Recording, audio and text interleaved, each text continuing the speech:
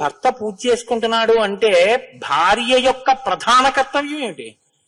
ఆయన నీరాజనమిచ్చి బయటకు వచ్చేంత వరకు ఆయన మౌనాన్ని పరిరక్షించడం, ఆయన మధ్యలో మాట్లాడవలసిన అవసరం కల్పించకూడదు. లేకపోతే నీ ఇల్లు ఎలా వృద్ధిలోకి వస్తుంది? ఆయనతో మాట్లాడిస్తే ఆయనకి తపశ్శక్తి లేకపోతే, ఆయన ఈశ్వరానుగ్రహాన్ని పొందకపోతే, ఆయన అడుగుతున్నాడు ధర్మపత్ని సమేతస్య సకుటుంబస్య సబాంధవస్య, వీళ్ళందరూ బాగుండడానికి నేను ఈ పూజ చేస్తున్నాను అంటాడు. ఆ పూజ శక్తి ఆయనకి ఇడితే కదా మీ అందరూ బాగుండడం.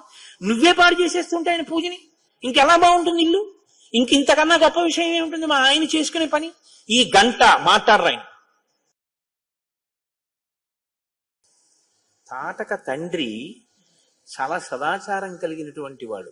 ఆయన ఏమి దుర్మార్గుడు కాదు, దుర్బుద్ధి కాడు, చక్కటి ఆచారనిష్ట కలిగినటువంటి వాడు అని వాల్మీకి మహర్షి చెప్పారు. అందుకే శ్రీరామాయణాన్ని చదివేటప్పుడు, శ్రీరామాయణాన్ని వినేటప్పుడు చాలా జాగ్రత్తగా పరిశీలన చెయ్యవలసి ఉంటుంది. ఆయన యందు దోషం ఏమైనా ఉందా?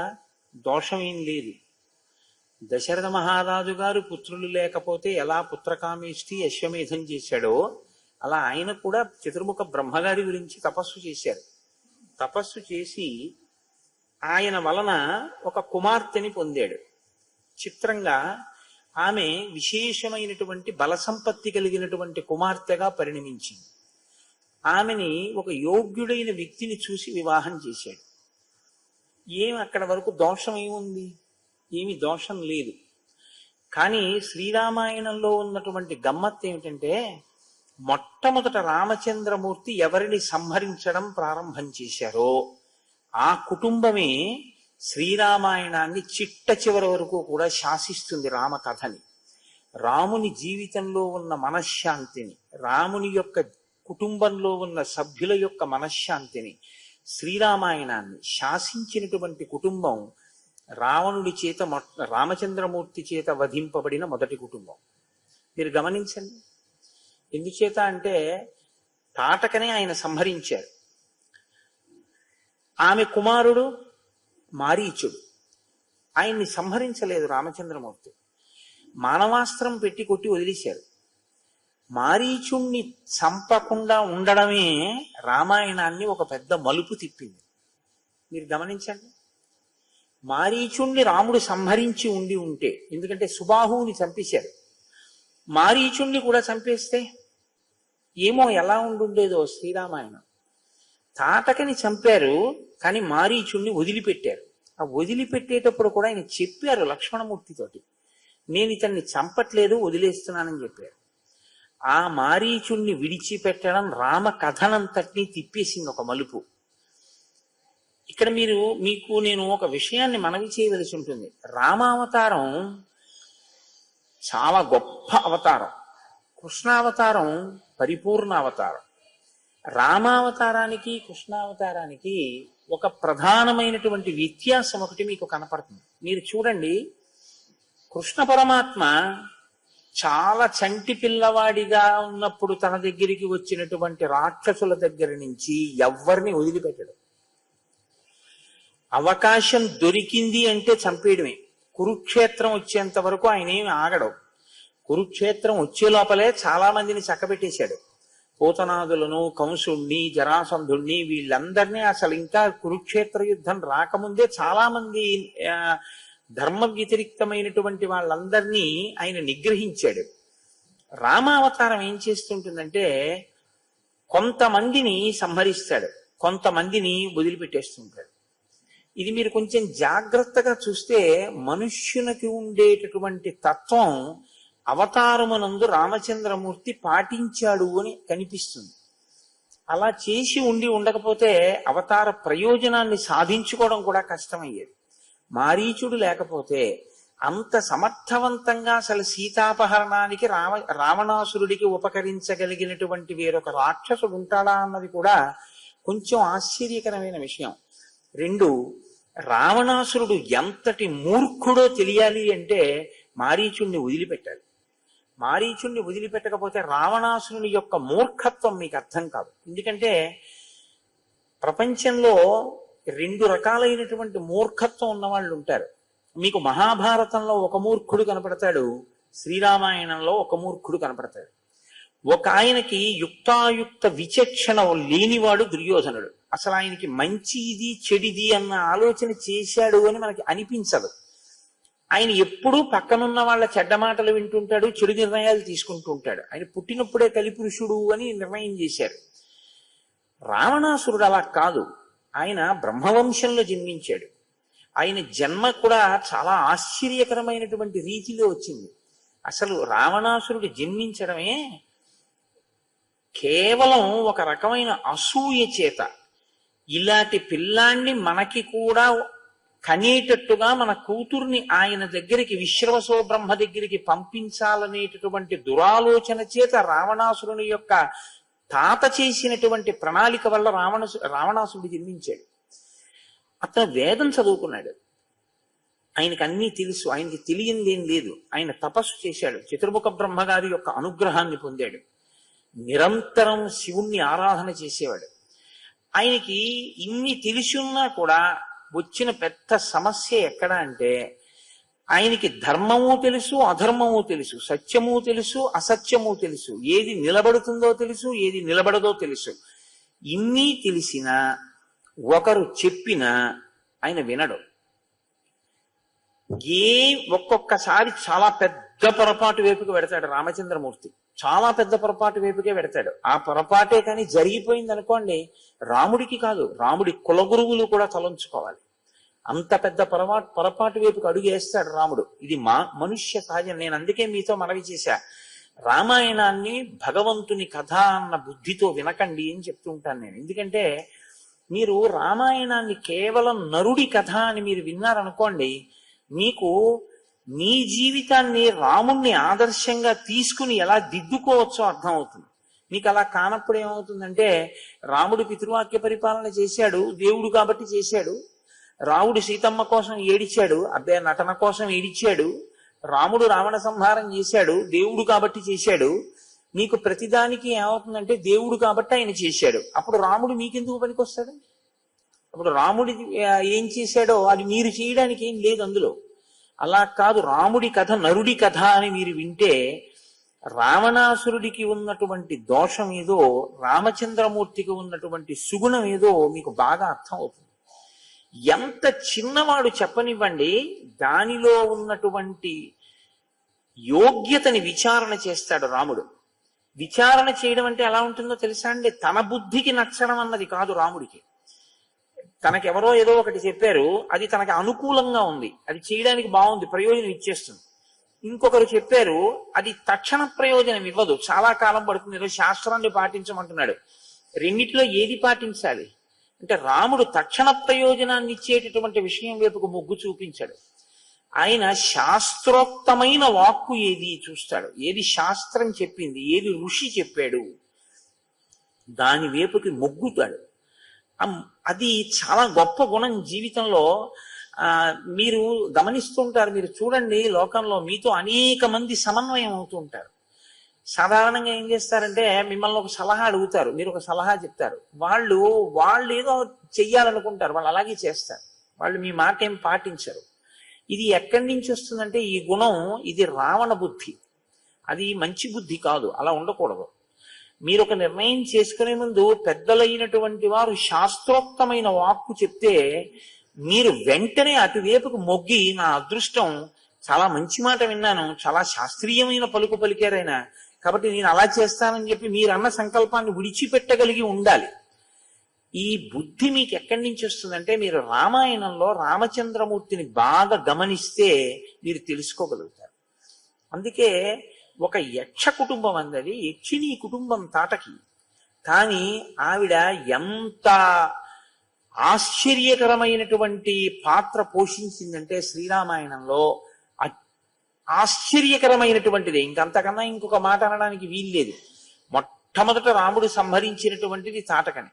అంటే ఆవిడ జీవితం ఏమైపోయిందంటే, తన భర్త మరణించడానికి కారణం ఏది విచారణ చెయ్యలేకపోయింది. అగస్త్యుడు నా భర్తని ఎందుకు చంపాడు అన్నది ఆలోచించి ఉంటే ఆమె బలం ఏమో ఎందుకు ఉపయోగపడి ఉండేదో. ఆ ఆలోచన ఒక్కటి రాలేదు. రాకపోవడం ఆవిడ బలం దేనికి పనికి వచ్చిందో తెలుసా అండి? అగస్త్యుణ్ణి ఏమీ చెయ్యలేను అని తెలుసుకుంది. కోపం శేషేన పూరయేత్తని ఆర్యోక్తి. అత్త మీద కోపం దుత్త మీద చూపించాడంటారు చూసారా? అలా అగస్త్యుణ్ణి ఏమీ చెయ్యలేక అగస్త్యుడు తిరిగిన ప్రాంతం మీద పగపట్టింది. ఏమైనా అర్థం ఉందా? దానివల్ల ఏమైనా ఆ సంబంధం ఉందా? ఇప్పుడు ఇంకెంత తీవ్రమైన స్థితిని పొందిందంటే నరభక్షకిగా మారింది. ఇప్పుడు నరభక్షకిగా మారి రామచంద్రమూర్తి చేతిలో మరణించింది. అక్కడతో పోయిందా? తన కొడుకు రాక్షసుడయ్యాడు, మారీచుడు. అందుకని దేవతలు సంతోషించారు అని ఒక మాట చెప్తే మీరు కేవలం దేవతలు సంతోషించారు అని చదివీకండి. శ్రీరామాయణంలో మీరు కొన్నింటిని జాగ్రత్తగా గమనించవలసి ఉంటుంది. రామాయణం చదివేటప్పుడు ఒక విషయం జరుగుతుంటే దేవదుందుబులు మోగాయి, పుష్పవృష్టి కురిసింది అంటారు మహర్షి. మీరు ఆగాలి అక్కడ. ఆగి ఒకసారి ఆలోచన చెయ్యాలి, ఈ సన్నివేశంలో అలా ఎందుకు జరిగింది, దేవతలు ఎందుకు సంతోషించారు. దేవతలు ఎప్పుడూ కూడా ధర్మం గెలవాలని కోరుకునేటటువంటి వాళ్ళు. అంటే ఇక్కడ ఏదో గొప్ప విషయం జరుగుతోందనమాట. విశ్వామిత్రుడితో రాముడు కలిస్తే పుష్పవృష్టి కురిసింది అంటే విశ్వామిత్రుడితో రాముడు కలవడం అన్నది శ్రీరామాయణంలో చాలా పెద్ద మలుపు. మీరు ఆ కోణంలో రామాయణాన్ని ఒకసారి చూడవలసి ఉంటుంది. అప్పుడు ఒక్కొక్కసారి శ్రీరామాయణం అంతా ఉంటుందండి. ఇది యుద్ధకాండలో అసలు మరీ విశేషంగా ఉంటుంది. ఒక్కొక్కసారి బయలుదేరితే పరాగముతో కూడిన గాలి వీచింది అంటారు మహర్షి. అంటే దుమ్ముతో గాలి రేగింది అంటారు. నక్కల నోట్లోంచి అగ్నిహోత్రం పడింది అంటారు. ఒక్కొక్కసారి ప్రకృతి పులకించింది అంటారు. ఒక్కొక్కసారి ప్రకృతి శోషించింది అంటారు. ఇవి వ్యక్తులలో ఉండేటటువంటి హృదయ స్పందనలకు ప్రకృతి ప్రతిస్పందిస్తూ ఉంటుంది. అది వ్యక్తిత్వం మీద ఆధారపడి ఉంటుంది. తాను 10 మందికి పనికొచ్చేవాడై తన మనసుని అలా సంస్కరించుకోగలిగితే ఖచ్చితంగా ఈశ్వరుడు ప్రకృతి సంతోషిస్తాయి. మీరు అలా సంస్కరించుకోలేకపోతే అత్యంత ప్రమాదకరమైన ధోరణికి వెళుతుంది. తపస్సు మంచిదా, తపస్సు చెడ్డదా అని నేను మిమ్మల్ని ప్రశ్న వేస్తాను అనుకోండి. వెంటనే ఏం చెప్తారంటే తపస్సు మంచిది అంటారు. నేనంటాను తపస్సు మంచిది అని చెప్పద్దు, దేని కొరకు తపస్సుని వాడుతున్నావన్నది నిర్ణయించుకో అని చెప్తాను. మీరు రామాయణం మీకు బాగా అర్థమైతే మీకు ఈ ప్రశ్న ఇది మీకు బాగా అలవాటు అవుతుంది. పూజ చేస్తున్నాడు గొప్ప అని అడిగారు అనుకోండి, పూజ చేస్తున్నాడు గొప్ప కాదు, పూజ వలన మనసెంత సంస్కరించుకుంటున్నాడో చూడండి అని చెప్తాను. ఎందుకు చెప్తానంటే ఈ మాట సుందరకాండలో దీని మీద శ్లోకాలు ఉన్నాయి. నియుజ్యమానాస్సు గజాస్వహస్త సకేశరాశ్చోత్పల పత్రహస్త బభూవ దేవీ చ కృతా స్వహస్త లక్ష్మీస్తదా పద్మిని పద్మహస్త అంటారు మహర్షి. ప్రతిరోజు పూజ చేస్తాడు రావణుడు లక్ష్మీదేవికి. సీతమ్మని కామదృష్టితో చూస్తాడు. ఏమిటి దానివల్ల సంతోషం? నీవు ఏ ఉపాసన చేస్తున్నావో ఆ ఉపాసన అనేటటువంటిది ఎప్పుడూ కూడా ముందుకి నడుస్తూ ఉండాలి. ఈ నడవడం అన్నది ఎలా ఉండాలో తెలుసా అండి? పూజా మందిరంలో కూర్చోవడం థర్మామీటర్ తాలూకా ఆ ఉష్ణోగ్రతని చెప్పేటటువంటి చిన్న నాడి ఉంటుంది, ఆ ముందు పొటమరించేటటువంటిది. దాన్ని మీరు ఇలా చేత్తో పట్టుకున్నారనుకోండి, మీ శరీరంలో ఉష్ణోగ్రత ఎంత ఉందో అంతవరకు అందులో ఉన్న పాదరస మట్టం ముందుకెడుతూనే ఉంటుంది. మీ పూజా మందిర ప్రవేశం మీరు రాత్రి పడుకునేంత వరకు మీలో ఉపాసనను అలా నడిపిస్తూ ఉండాలి తప్ప పూజా మందిర ప్రవేశం దేని కొరకు అంటే కేవలం 1 గంట సేపు ఏదో భగవంతుడికి అగరత్తులు చూపించడానికి, దీపం చూపించడానికి, 23 గంటలు పాపకర్మ చేయడానికి పనికొచ్చింది అనుకోండి. మీరు చేసే ఈ గంట పూజ మిమ్మల్ని రక్షించలేదు. బాగా జ్ఞాపకం పెట్టుకోండి. మీరు ఏం చేస్తున్నారంటే సంభారములను వాడుతున్నారంతే. నేను ఏమని చెప్పవలసి ఉంటుందంటే దాని గురించి మీరు కొన్ని సంభారములను వినిమయం చేస్తున్నారు తప్పించి మీ మనస్సు మీద దాని ప్రభావం ఏమీ లేదు. మీ మనస్సు ఏమీ మారలేదు, అది సంస్కరింపబడలేదు. మనస్సు సంస్కరింపబడనంత కాలం మీరు తపస్సు చెయ్యండి, పూజ చెయ్యండి, పునస్కారం చెయ్యండి, సత్కారాలు చెయ్యండి, సన్మానాలు చెయ్యండి, ఏది చెయ్యండి, నిరర్థకం. మీకందుకే శ్రీరామాయణంలో తపస్సు చేసేవాళ్ళు కనపడతారు, తపస్సు చెయ్యని వాళ్ళు కనపడతారు. రాముడు తపస్సు చేశాడు అని శ్రీరామాయణంలో ఎక్కడా లేదు. ఆయన వెళ్ళిపోయి ఎక్కడ అరణ్యంలో ముక్కు మూసుకుని ఇన్నాళ్ళు తపస్సు చేశాడు, దేవతలు ప్రత్యక్షమయ్యారని లేదు. తపస్సు చేశాడు రావణాసురుడు. రావణాసురుడు చేశాడు, కుంభకర్ణుడు చేశాడు, విభీషణుడు చేశాడు, ముగ్గురు చేశారు. నేను ఉత్తరాఖండం నుంచి ప్రస్తావన చేస్తున్నా. బ్రహ్మగారు ప్రత్యక్షం అయ్యారు. నీకేం కావాలని అడిగాడు రావణాసురుణ్ణి. నాకు చావు ఉండకూడదన్నారు. కుదరదన్నారు. కుదరదు, చచ్చిపోవలసింది. చచ్చిపోవడం అంటే ఏమిటి? శరీరం పడిపోతుంది, అది తప్పదు ఎవరికైనా. ఇంకో విషయం అడుగన్నారు. అయితే నాకు వీళ్ళ వల్ల మరణం ఉండకూడదన్నారు. తథాస్తు. విభీషణుడు అడిగాడు, నాకు నా బుద్ధి ఎప్పుడు ధర్మమునందు ఉండేటట్టుగా అనుగ్రహించని అడిగాడు. ఇది కోరుకోవలసింది. ఏదైనా ఉంటే వడపోసి మీరు చూస్తే అక్కడ దొరుకుతుంది సారాంశం. ఆయన అన్నాడు, నాకు ఎప్పుడూ నా బుద్ధి ధర్మము వైపుకి నిలబడాలి, అలా అనుగ్రహించన్నాడు. ఆయన అన్నాడు, నువ్వు చిరంజీవివి, నువ్వు ఎప్పటికీ బ్రతికే ఉంటావు అన్నాడు. అడిగిన వాడికి ఇవ్వలేదు, అడగని వాడికి ఇచ్చాడు. ఏమిటిది? ఇది శ్రీరామాయణం అంటే. మిమ్మల్ని చిరంజీవిని ఏది చేస్తుందంటే మీ ధర్మమే మిమ్మల్ని చిరంజీవిని చేస్తుంది. మీ వంశాన్ని ఆచంద్రతారార్కం నిలబెడుతుంది. అదొక్కటి విడిచిపెట్టి ఇంకా ఎన్ని పట్టుకున్నా అవి మిమ్మల్ని రక్షించేవి కావు. రావణుడు ఎన్ని పట్టుకోలేదు, ఏవి రక్షించే రావణుడు పడకుండా. విభీషణుడు అన్ని వదిలిపెట్టి, అన్నయ్య తప్పట్లేదు వదిలేస్తున్నాను అని అన్నయ్యని వదిలిపెట్టి లంకా సామ్రాజ్యాన్ని విడిచిపెట్టి ధర్మాన్ని పట్టుకున్నాడు, రాముణ్ణి కాదు. మీరు బాగా గుర్తుపెట్టుకోండి. విభీషణుడు పట్టుకున్నది ధర్మాన్ని. మరి రాముడిని ఎందుకు పట్టుకున్నాడు? రామో విగ్రహవాన్ ధర్మ కనుక పట్టుకున్నాడు. ధర్మమే రాముడు కనుక పట్టుకున్నాడు. రాముడు ధర్మం కాకపోతే విభీషణుడు రాముడిని పట్టుకోడు. ఇప్పుడు విభీషణుడు ఏమయ్యాడు? అప్పుడు కాదు, ఇప్పటికీ లంకకి రాజుగానే ఉన్నాడు, కాంచన లంక. ఇది మీరు శ్రీరామాయణం వలన తెలుసుకోవలసినటువంటి సత్యం తప్ప. ఎప్పుడో తాటకా సంహారం అయిపోయింది, ఎందుకు శ్రీరామాయణం నేను చెప్పడం, ఎందుకు మీరు వినడం, ఏమిటి దానివల్ల ప్రయోజనం ఏమిటి అంటే, శ్రీరామాయణం మనుష్య జాతి ఉన్నంత కాలం చెప్పాలి అని బ్రహ్మగారు ఎందుకన్నారంటే, మనిషిని మనిషిగా ఉంచగలిగినటువంటి కావ్యం శ్రీరామాయణం.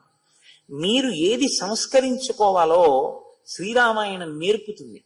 ఎంత తపస్సున్నా, ఎంత బలం ఉన్నా మనసుని సంస్కరించుకోలేకపోతే తాటక ఏం సాధించింది, మారీచుడు ఏం సాధించాడు. ఇప్పుడు ఇటువంటి తాటకా సంహారం జరిగితే ఆశ్చర్యం ఏమిటంటే దేవతలు సంతోషించారు. దేవతలు చాలా సంతోషిస్తే దేనికి సంతోషించాలి?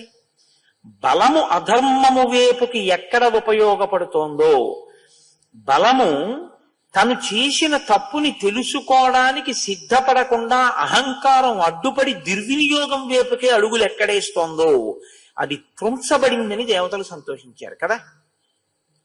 ఇప్పుడు దీనికి అసలు మూలకందం తాటక రావణుడా?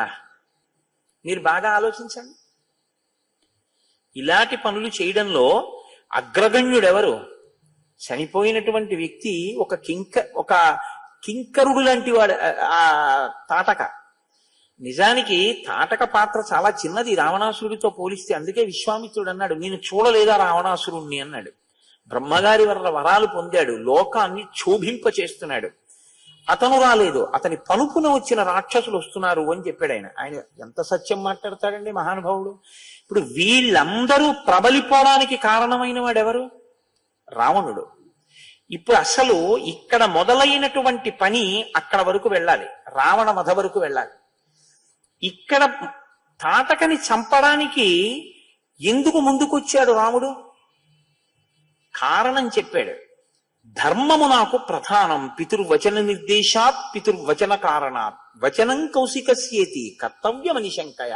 నిన్న మీతో నేను మనవి చేశా, ఆర్షధర్మంలో ఎప్పుడు మాట్లాడినా కర్తవ్యం, ఆ మాట చాలా చాలా పెద్ద మాట, చాలా గంభీరమైనటువంటి మాట. ఇది మీరు పట్టుకోగలిగితే జీవితంలో సుఖశాంతులు ఎక్కడి నుంచో రావు. ఎవరో తెచ్చి మీ జీవితంలో శాంతి పెట్టలేరు, ఎవరో తెచ్చి సుఖాన్ని మీకు ఇస్తారనుకోవడం ఒక వెర్రంతే. అలా ఏం ఉండదు. సుఖము శాంతికి భంగకరములు మిగిలినవి. బాగా జ్ఞాపకం పెట్టుకోండి. నా వెర్రి, నా వ్యామోహం ఏమవుతుందంటే నా సంసారం చేస్తుంది, అప్పుడు నా సుఖశాంతులకు అది భంగపాటు అవుతుంది. అలా వ్యామోహం లేకుండా మీరు మీ కర్తవ్యమునందు నిష్ఠతో ఉంటే మీరు ఎప్పుడు శాంతితో ఉంటారు, సంతోషంతో ఉంటారు. కాబట్టి ఇప్పుడు దేవతలు కర్తవ్యతానిష్టతో ఉండి ధర్మము కొరకు చంపిన వాడెవడు. వ్యక్తిగతంగా ఏమైనా రాగద్వేషాలు ఉన్నాయా రాముడికి తాటకకి? ఏం లేవు. అసలు ఆయనకి ఆ వనం కూడా తెలియదు. ఆయన ఎప్పుడు తాటకం చూడలేదు కూడా. అగస్త్యుడితో రాముడికి పరిచయం ఉన్నట్టు రామాయణంలో ఇక్కడి వరకు ఏం లేదు. మరి ఎందుకు చంపాలండి అసలు? అంటే ఒక పని చేసేటప్పుడు మీకు ఒక నిర్దిష్టమైన ఆలోచన ఉండాలి. ఈ పని ఎందుకు చేస్తున్నాను, అసలు ఆ ఆలోచనే లేకుండా ఏదో చేసేస్తున్నాను, అది వద్దని చెప్తుంది రామాయణం. మీ ఆలోచన మొట్టమొదట ఏ విషయంలోనైనా స్పష్టంగా ఉండడం. ఎంత చిన్న విషయంలోనైనా సరే స్పష్టమైన ఆలోచన, స్పష్టమైన ప్రణాళిక ఉండాలి. ఇదే ఇవాళ లోపించినటువంటి విషయం. అలారం పెట్టుకుంటాడు, నిద్ర లేవడు. కాలేజీకి వెడతాడు, చదువుకోడు. పరీక్షలు వస్తుంటాయి, టీవీ పెట్టుకుంటాడు. ఎప్పుడూ కూడా తను చెయ్యవలసినది ఏది చేద్దామనుకున్నాడో అది చేయడు. ఎందుకు చేస్తున్నాడో వాడికి కారణం తెలియదు. నువ్వు ఇది ఎందుకు చేస్తున్నావు అని అడిగారు అనుకోండి, చెప్పలేడు, కారణం ఉండదు. ఏదో ఒకటి చెయ్యాలి కదండి అంటుంటాడు. బీటెక్ అయిపోయిన తర్వాత ఏం చేస్తున్నావు అని అడిగారు అనుకోండి, హైదరాబాద్ వెళ్ళిపోయి అక్కడ కంప్యూటర్స్ ని దేనికి నేర్చుకుంటున్నావు అని మీరు అడిగారు అనుకోండి, అందాక ఏదో ఒకటి చెయ్యాలి కదండి అంటాడు. అందాక ఏదో ఒకటి చెయ్యాలని చేసేవాడే కానీ దీన్ని ఇందుకోసం చేస్తున్నానని చెప్పేవాడు ఉండడు లోకంలో. అసలు ఆయనకి లక్ష్యం లేదు. రాముడు అలా కాదు. గోబ్రాహ్మణ హితార్థాయ దేశస్యాస్య సుఖాయచ. నేను గోబ్రాహ్మణుల హితము కొరకు, దేశక్షేమము కొరకు, రాజపుత్రుణ్ణి కనుక నేను తాటకా సంహారం చేస్తున్నాను. ఆవిడిది దోషమని ఎలా నమ్ముతున్నావు? నువ్వేం తీర్పు చెప్పడానికి విన్నావా? గురువు నువ్వు చెప్పావు చాలు. ఇక మీకు అనృత దోషం ఉండదు, మీకు అవసరం లేదు, మీరు అలా చెప్పరు. మీరు చెప్పారు, చంపేస్తున్నారు. అంటే చిన్న వయస్సులో ఎంత పరిణతి ఉందో చూడండి. నేను మీకు తరచు మనవి చేసేది ఇదే. శ్రీరామాయణాన్ని కేవలం ఏదో కావ్యం, ఎప్పటిదో పుస్తకం, అది ఎప్పటిదో రామాయణం అని మీరు అనుకోకండి. మీరు మీ పిల్లలతో కలిసి భోజనం చేసేటప్పుడు శ్రీరామాయణంలో ఒక్క ఘట్టం గురించి మీరు మీ పిల్లలతో మాట్లాడగలిగితే, చూసావా రాముని యొక్క ఆలోచన సరళి అంటే ఎలా ఉంటుందో చూసావా? 2 శ్లోకాలు. కానీ ఆయన మనసు అంటే, ఆయన బుద్ధి అంటే ఎలా ఉంటుందో చూసావా? ఇది చాలా అవసరమైంది. ఇది నేర్చుకోవాలి మనిషి అన్నది మీ బిడ్డల్ని శ్రీరామచంద్రమూర్తిగా తయారు చేస్తుంది. కాబట్టి రామాయణం ఇప్పటికీ కాదు, ఎప్పటికీ రామాయణం ప్రతి వారికి అవసరమే. కాబట్టి ఇప్పుడు దేవతలకు కావలసింది ఏమిటి? ఎవరు ఇంత ధర్మ విచక్షణతో తాటకని చంపాడో వాడే ఇంత ధర్మ విచక్షణతో రావణుణ్ణి కూడా చంపుతాడు. కాబట్టి ఇప్పుడు ఎవరు ఈ శక్తిని లోకరక్షణకి ఉపయోగించాడో, ఎవడు తన శక్తిని లోకాన్ని పాడు చేయడానికి ఉపయోగిస్తుంటే వాళ్ళని చంపాడో వాడి శక్తి పెంచాలి. ఇప్పుడు మీరు బాగా అర్థం చేసుకుని ఉంటారు, అదొక ఈక్వేషన్ అన్నమాట. మీరు దేవతల యొక్క అనుగ్రహం మీకు కలగాలి, మీకు కావాలనుకుంటే మీరు ఎలా ఉంటే కలుగుతుందో తెలుసుకోండి. దేవతానుగ్రహం అనేటటువంటిది ఎందుకు కలుగుతుందయ్యా? వాడికి హితం చేయవయ్యా, వాడి వల్ల లోక హితం కలుగుతుందయా అని వెంటబడతారు. అందుకని ఇప్పుడు దేవతలు ఏం చేశారు? విశ్వామిత్రుడి దగ్గరికి పరిగెత్తుకొచ్చారు. పరిగెత్తుకొచ్చి ఏమని అడుగుతున్నారు? నువ్వు నిన్నను మంత్రగ్రామం గృహాణత్వం బలాం అతిబలాం స్తథా, మంత్రగ్రామం రాముడికి ఇచ్చావు. రాముడు ఏం చేశాడు? నశ్రమో నజ్వరో వాతేన రూపస్య విపర్యయ. నువ్వు దాని వల్ల ఆకలి ఉండదు, దప్పిక ఉండదు, బడలిపో అన్నావు. తాటకా సంహారం చేశాడు. ఎంత మంచివాడయ్యా! ఇప్పుడు ఈ బలం ఎవరి దగ్గర ఉండాలి? నీ దగ్గర ఉన్నా నువ్వు కోప్పడకూడదు. నీ దగ్గర ఉంది, ఉపయోగం లేదు. ఎందుకని ఉపయోగం లేదు? ఇక నువ్వు కోప్పడవు, నువ్వు బ్రహ్మర్షిత్వాన్ని పొందావు, నీకు శత్రుమిత్ర భేదం లేదు, అందరినీ ప్రేమించేస్తున్నావు. కానీ లోకంలో ధర్మ సంస్థాపనకి సంపడానికి యోగ్యమైనటువంటి స్వరూపంతో వచ్చాడు, నరుడిగా వచ్చాడు. విష్ణువుగా రాముడు ఉండి ఉంటే ఈ లోకంలో బాగా జ్ఞాపకం పెట్టుకోండి, విశ్వామిత్రుడు ఉపదేశం చెయ్యవలసిన అవసరం లేదు. ఎందుకంటే ఆయన వేద వేద్యే పర్యేపుంసి, వేదమే ఆయన దగ్గర నుంచి వచ్చింది. అయినప్పుడు ఇంక రాముడికి ఉపదేశం ఏంటండి? రాముడికి ఉపదేశం ఉండదు, భాషిస్తాయి. ఆయన తనంత తానుగా ఉపయోగించగలడు. ఆయనకి ఇంకా వేరే ఒక గురువు గారి దగ్గర అవన్నీ ఉపదేశాలు పొంది నేర్చుకోవాల్సిన అవసరం ఏమి ఉండదు. కానీ నరుడిగా ఉన్నాడు. ఇప్పుడు విష్ణు స్వరూపంతో నాకు ఇవన్నీ తెలుసని ప్రయోగించాడు. ఒక గురువు ముందుకొచ్చి ఇవ్వాలి. బాగా గుర్తుపెట్టుకోండి ఈ విషయాలు మీరు. రామాయణంలో చాలా పెద్ద రహస్యం ఇక్కడ దాక్కునుంది. గురువు దగ్గరికి మీరు వెళ్ళి అడగడమా నాకు మంత్రం ఇమ్మని, గురువు పిలిచి మీకు మంత్రం ఇవ్వడమా అంటే, గురువే పిలిచి మీకు మంత్రం ఇస్తే అది సమున్నత స్థితి, మీ అదృష్టం పండిందని గుర్తు. ఇచ్చిన మంత్రాన్ని మీరు అనుష్ఠించకపోతే మీరు రుణపడిపోతారు గురువు గారికి, మంత్రానికి. మీరు వెంటపడ్డం వేరు, బోర్డులు పెట్టి చేసే ఉపదేశాలు కావు.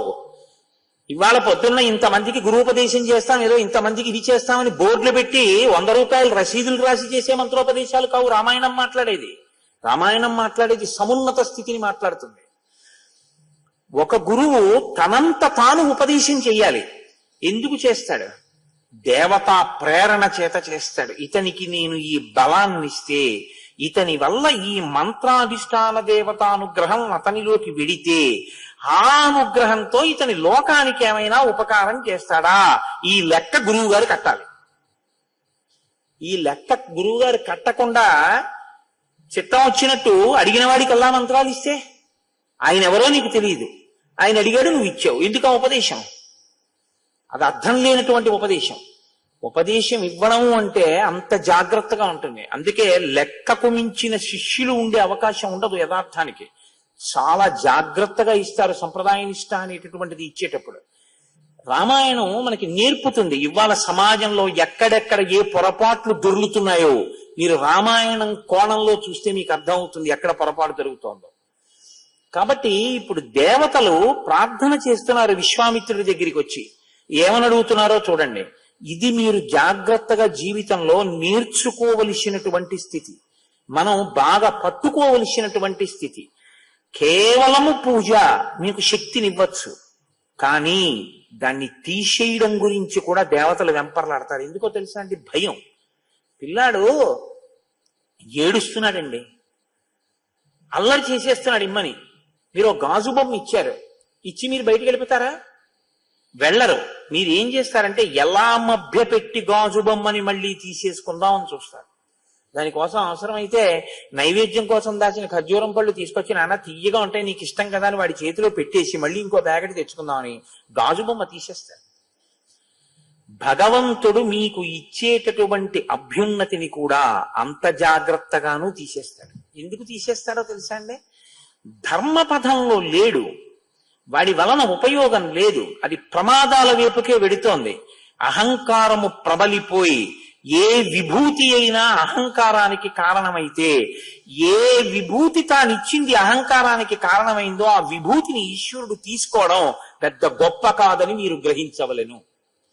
నేను చాలా అందగాన్ని, నేను ఎందుకు పేర్లు చెప్పాలి? నేను చాలా అందగత్తెని అని చెప్పి విపరీతమైనటువంటి అతిశయానికి పోయి చెయ్యకూడని పనులు చేస్తే గీజర్ పేలిపోయినటువంటి మరుక్షణంలో ఆ అందం నశించిపోయింది, మరుగునీళ్లు ఒంటి మీద పడిపోయి. నేనింతటి వాణ్ణి, నాలా మాట్లాడగలిగిన వాడెవడు? ఈశ్వరుడు దాని మూలాన్ని నొక్కేశాడు, వాక్కు రాలేదు, అయిపోయింది. ఏ విభూతిని ఈశ్వరుడిచ్చాడో దాన్ని నువ్వు సమాజపరం చేసి 10 మందికి పనికొచ్చేటట్టు నిలబెడితే నువ్వు ఇంకా దాని గురించి బాధపడక్కర్లేదు. ఈశ్వరుడు నువ్వు నీ కంఠం, నీ అభ్యున్నతి కొరకు ఆయనే ఉపకరణములను నీ దగ్గరికి చేరుస్తాడు, చేర్చి రక్షణ చేస్తాడు నిన్ను. ఎందుకు రక్షిస్తాడంటే, అమ్మో వీణ్ణి నేను చూసుకోవాలి, వాడు నా కొరకు రక్షింపగలయువాడు అన్నాడు భాగవతంలో ఆయన. నా కొరకు నేను రక్షించుకోవాలి వాడిని. వాడికి ఆ తాపత్రయం లేదు, వాడు అలా అంకితం చేసుకుంటూ వెళ్ళిపోతాడు. అందుకని వాడిని నేను పొదివి పట్టుకుంటానంటే.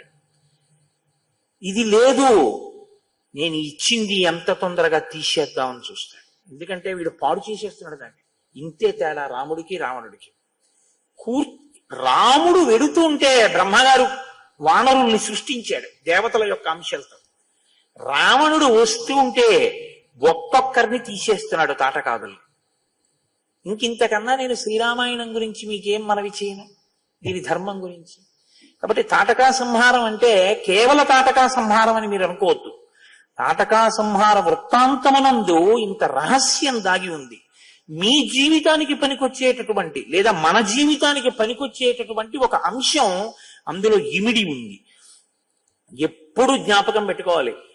మీరు ఏదో ఒక విభూతి చేత గౌరవింపబడుతుంటారు. 10 మంది నాకు నమస్కారం చేశారనుకోండి, నేను ఇలా వస్తుంటే కారు దిగి 100 మంది వచ్చి నా కాళ్ళకి నమస్కారం చేశారనుకోండి, ఇక నేను నా కాళ్ళ వంక చూసుకుని ఆహా పాదములారా ఎంతమంది చేత నమస్కరింపబడుతున్నారే, శారదకి నాకు ఏమిటి తేడా, ఆవిడికి నమస్కారం చేస్తారు నాకు నమస్కారం చేస్తారు అని నేను విర్రవీగాను అనుకోండి, ఈశ్వరుడు ఓహో ఇన్ని నమస్కారాలు నీకే పెడుతున్నారు అనుకుంటున్నావు అన్నమాట అని ఆయన ఏ విభూతి నాకు ఉండడం వల్ల నమస్కరిస్తున్నారో ఆ విభూతిని తీసేయడం కూడా ఆయనకు వచ్చు. ఎవడు నీకు నమస్కారం చేసేవాడు? ఏది నీ కుటుంబం గురించి నీ గురించి చెప్పు ఉపన్యాసం 5 ఉంటారేమో ఇందులో. రాముడి గురించి చెప్తున్నావు కాబట్టి వింటున్నారు, నువ్వు రామకథ చెప్తున్నావు కాబట్టి నీకు నమస్కారం చేస్తున్నారు. రామ నీ నామం చెప్తే, నీ కథ 2 గంటలు చెప్తే ఇంతమంది నమస్కారమా, ఇంతమంది కూర్చుని ఉండమా? తండ్రి జన్మ జన్మలకి ఈ సౌభాగ్యాన్ని నాకు మిగల్చు, ఇంకింతకన్నా నాకేం కావాలి తండ్రి, బతికున్నన్నాళ్ళు నా ఊపిరి నిన్ను స్తోత్రం చేస్తే చాలు, అంతకన్నా నాకేం వద్దని నువ్వు అడగగలిగితే ఈ పూజనీయత 10 రెట్లు అవుతుంది. అది అనుషంగికం. దాని గురించి నువ్వు వెంపర్లాడక్కర్లేదు, అది వస్తుంది. అది దాని గురించి నువ్వు వెంపర్లాడడం మొదలెడితే అసలుది పోతుంది. ఇదే దేవతానుగ్రహం అంటే. ఇది మీరు పట్టుకోవలసి ఉంటుంది బాగా రామాయణంలోంచి. కాబట్టి ఇప్పుడు దేవతలు వచ్చి విశ్వామిత్రుడిని అడిగారు ఏమని, ప్రజాపతేర్భృశాశ్వస్య పుత్రాన్ సత్యపరాక్రమాన్ తపోబలభృతాన్ బ్రహ్మన్ రాఘవాయ నివేదయ పాత్రభూతశ్చతే బ్రహ్మన్ తవానుగమనేధృతః కర్తవ్యం చ మహత్కర్మ సురాణాం రాజసూనునా. ఎంత గొప్ప మాటలు అన్నారండి. చూశారా శ్లోకంలో కర్తవ్యం ఎప్పుడు ఆ మాటే ఉంటుంది.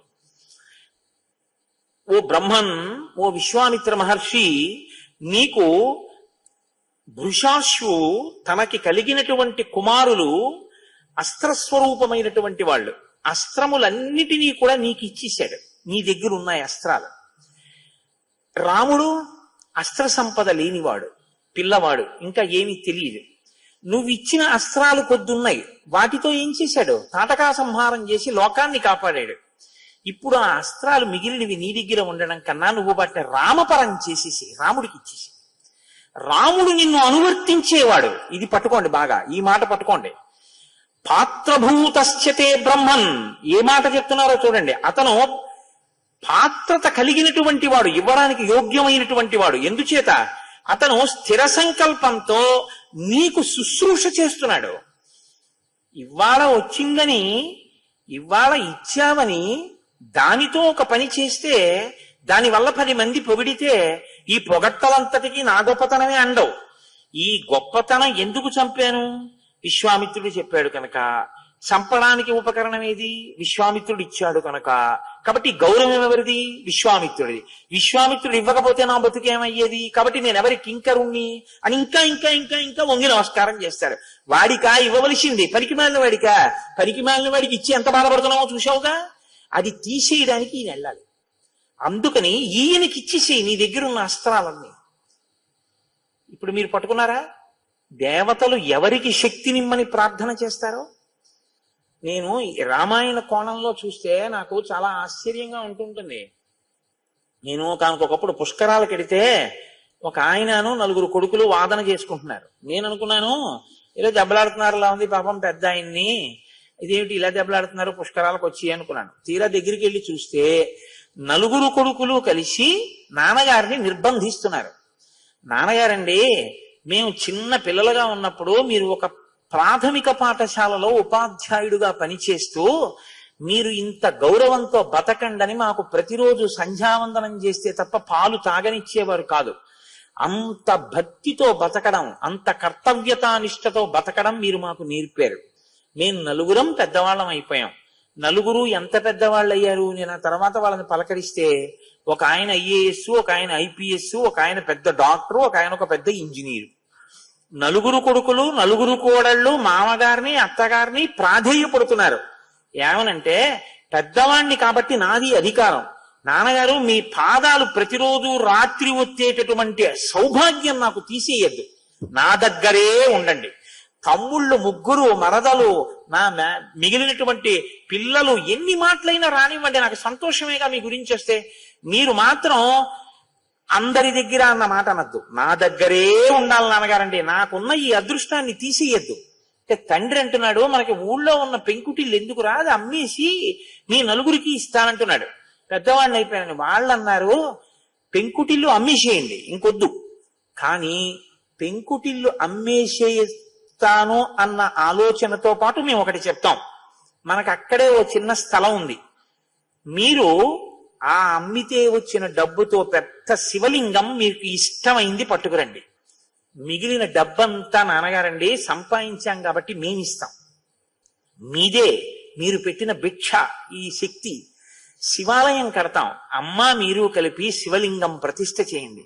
ఇంత కష్టపడి మీరు మమ్మల్ని పెంచి పెద్ద చేసి ఈ స్థితికి తెచ్చినందుకు మన వంశంలో పుట్టిన వాళ్ళందరూ మా తాతగారు, మా ముత్తాతగారు కట్టిన గుడి అని అక్కడికి వెళ్ళాలి తప్ప నాన్నగారు ఆ డబ్బులు పంచద్దు నాన్నగారు, గుడి కట్టండి అని అడుగుతున్నారు. నేను మురిసిపోయిన ఆ కుటుంబాన్ని చూసి. మీరు ఏ విత్తనాలు చల్లుతారో ఆ పంటలే మీకు పండుతాయి కదా. మీరు బిడ్డలకి ఏ సంస్కారం నేర్పుతారో కర్తవ్యం. అలా అవ్వకపోతేనండి వదిలిపెట్టేయండి, మీ కర్తవ్యం మీరు పూర్తి చేశారు, అదే మనకి ఫలితాన్ని ఇస్తుంది. కాబట్టి రాముడికి అస్త్రాలి, రాముడు రావణ సంహారం చేస్తాడు. రావణ సంహారం చేస్తాడన్న మాట చెప్పారనుకోండి, అది విశ్వామిత్రుడిని కించపరచడం. అంటే ఎవరిని సంహరించాలో దానికి ఏమి ఇవ్వాలో నాకు తెలియదా అని అడుగుతాడు. ఇప్పుడు ఏమని అడగాలి? ఫలానా పనికి నువ్వియ్యని అడగకూడదు, మా పని కోసం నువ్వియ్యని అడగాలి. ఏమిటి మా పని అంటే వాళ్ళు అంటున్నారు, కర్తవ్యంచ మహత్కర్మ, చెయ్యవలసిన పెద్ద పని ఉంటుంది. ఎవరి కోసం? మా కోసం. అది రావణుడు చచ్చిపోతే ఎవరికండి సంతోషం? దేవతలకు. అందుకని విశ్వామిత్ర మహర్షి, నీకందరూ ఒకటే, మాకు సంతోషం. చెయ్యవలసిన పెద్ద పని కోసం రాముడికి ఈ అస్త్ర సంపద అంతటినీ కూడా ధారపోసేసి చాలా సంతోషించాడు. తప్పకుండా చేస్తాను. అయిపోయింది, దేవతలు వెళ్ళిపోయారు. రాముడికి లక్ష్మణుడికి కనపడాలా ఇవన్నీ చెప్పడానికి? కనపడక్కర్లేదు. మీ గురించి దేవతలు ఒక గురువు మనసులో ప్రచోదనం చేసేటప్పుడు మీకు కనపడి అడగాలా? అక్కర్లేదు. మీ కర్తవ్యంలో, మీ ఆలోచనలో శుద్ధి ఉంటే దేవతలు గురువు గారిని ప్రచోదనం చేస్తారు.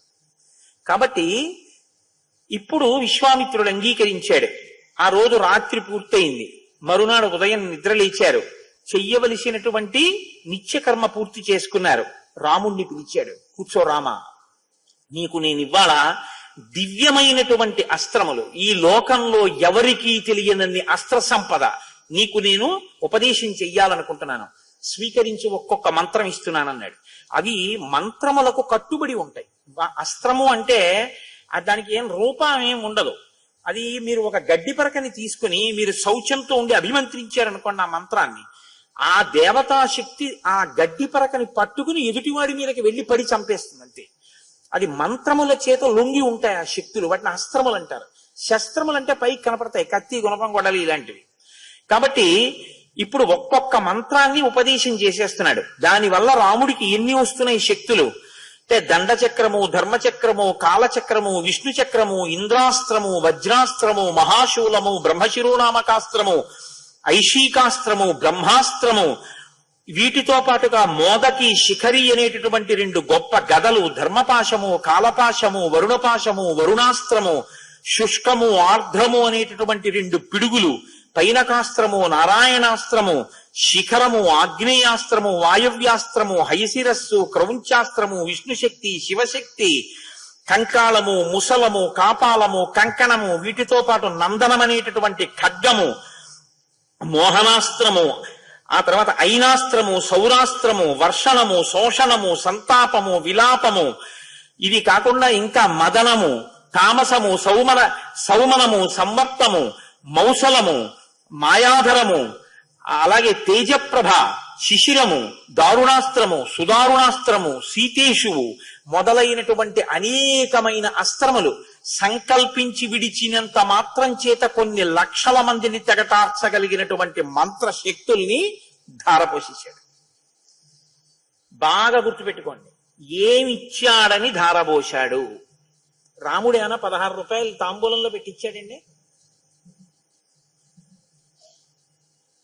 ఇవ్వగలిగిన ప్రజ్ఞ ఉన్నవాడు దేనికి ఇస్తాడంటే వినయానికి ఇస్తాడు.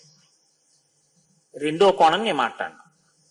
కాబట్టి ఎక్కడ ప్రజ్ఞ ఉంటుందో అది ఎక్కడ మళ్ళీ ప్రవాహాన్ని పొందుతుందంటే పల్లం ఉన్న చోటుకే ప్రవహిస్తుంది. ఎక్కడ వినయం ఉందో, ఎక్కడ అధికారం ఉందో అక్కడికే పంపుతారు దాన్ని. అంతేకాని ఏదో ఒకటి ఎవరికి వాళ్ళకి ఇచ్చేద్దామని చెప్పి ఇవ్వడాలు ఏమి ఉండవు. అలాగా దానికి సభలు పెట్టి టీవీలో యాడ్లు ఇచ్చి చేసేటటువంటివి కావు అవి. అవి నిజంగా గురువు గారు సంతోషంతో ఇచ్చేవి వేరుగా ఉంటాయి. కాబట్టి ఇటువంటి అస్త్ర సంపదనంతటినీ కూడా రామచంద్రమూర్తికి ధారపోసి ఎన్నో అస్త్రములను ప్రయోగించడం, ఉపసంహరించడం రెండిటినీ నేర్పాడు. ఇప్పుడు ఈ అస్త్రాలకి సంబంధించినటువంటి మంత్రముల యొక్క అధిష్టాన దేవతలు రాముడికి వశవర్తులై చుట్టూ వచ్చి నించుని నమస్కారం చేశారు. రామ, మీ ఆజ్ఞ, ఏం చేయమంటావు అని అడిగారు. మరి వెంటనే లొంగినప్పుడు అడగాలి కదండి, ఏం చేయమంటారండి అని అడగాలి కదా. ఏం చేయమంటావు అని అడిగారు. ఇక్కడ మీరు బాగా గమనించాలి. ఇన్ని రాగానే చాపల్యం ఉంటే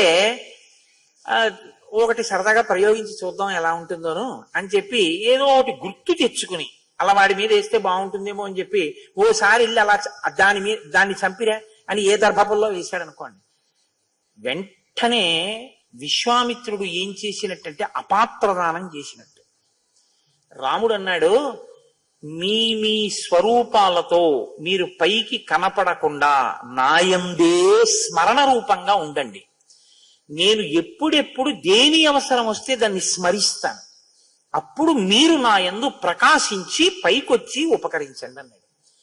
అంటే ఉన్నది కదా అని ఉపయోగించడం కాదు, ఎప్పుడు లోక రక్షణకు అవసరమో అప్పుడు ఉపయోగించగలిగిన పరిణతి ఎవరికి ఉంది? పిల్లాడికి ఉందండి. కాబట్టి ఎవరికి ఇచ్చారు? పిల్లాడికి ఇచ్చారు. భగవద్గీత ఎవరికి ఇచ్చారు? అర్జునుడికి ఇచ్చారు. వయస్సు కాదు ప్రధానం, పరిణతి ప్రధానం. ఈ పరిణతి రావాలి. కాబట్టి ఇప్పుడు ఈ అస్త్ర సంపద అంతటినీ కూడా రామచంద్రమూర్తికి ఇచ్చిన తరువాత చాలా సంతోషించారు. రామలక్ష్మణులు ఇరువురు కలిసి, మీరు శ్రీరామాయణంలో ఒక విషయాన్ని అర్థం చేసుకోవలసి ఉంటుంది. ఉపదేశం చేసేటప్పుడు భర్తకి చేస్తే చాలు, ఆయన భార్యకి చేసేస్తాడు.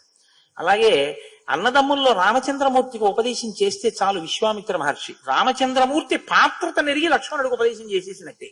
కాబట్టి రామలక్ష్మణులు ఇద్దరికీ అస్త్ర సంపద తెలిసి ఉన్నట్టే. ఇప్పుడు మీరు రామాయణాన్ని చూసేటప్పుడు రాముడికే తెలుసు, లక్ష్మణుడిని పక్కకు పంపించేసి ఏ చెట్టు చాటుకోను దూరంగా నువ్వు వినద్దని చెప్పి రాముడికి చేశాడు అనుకోకూడదు.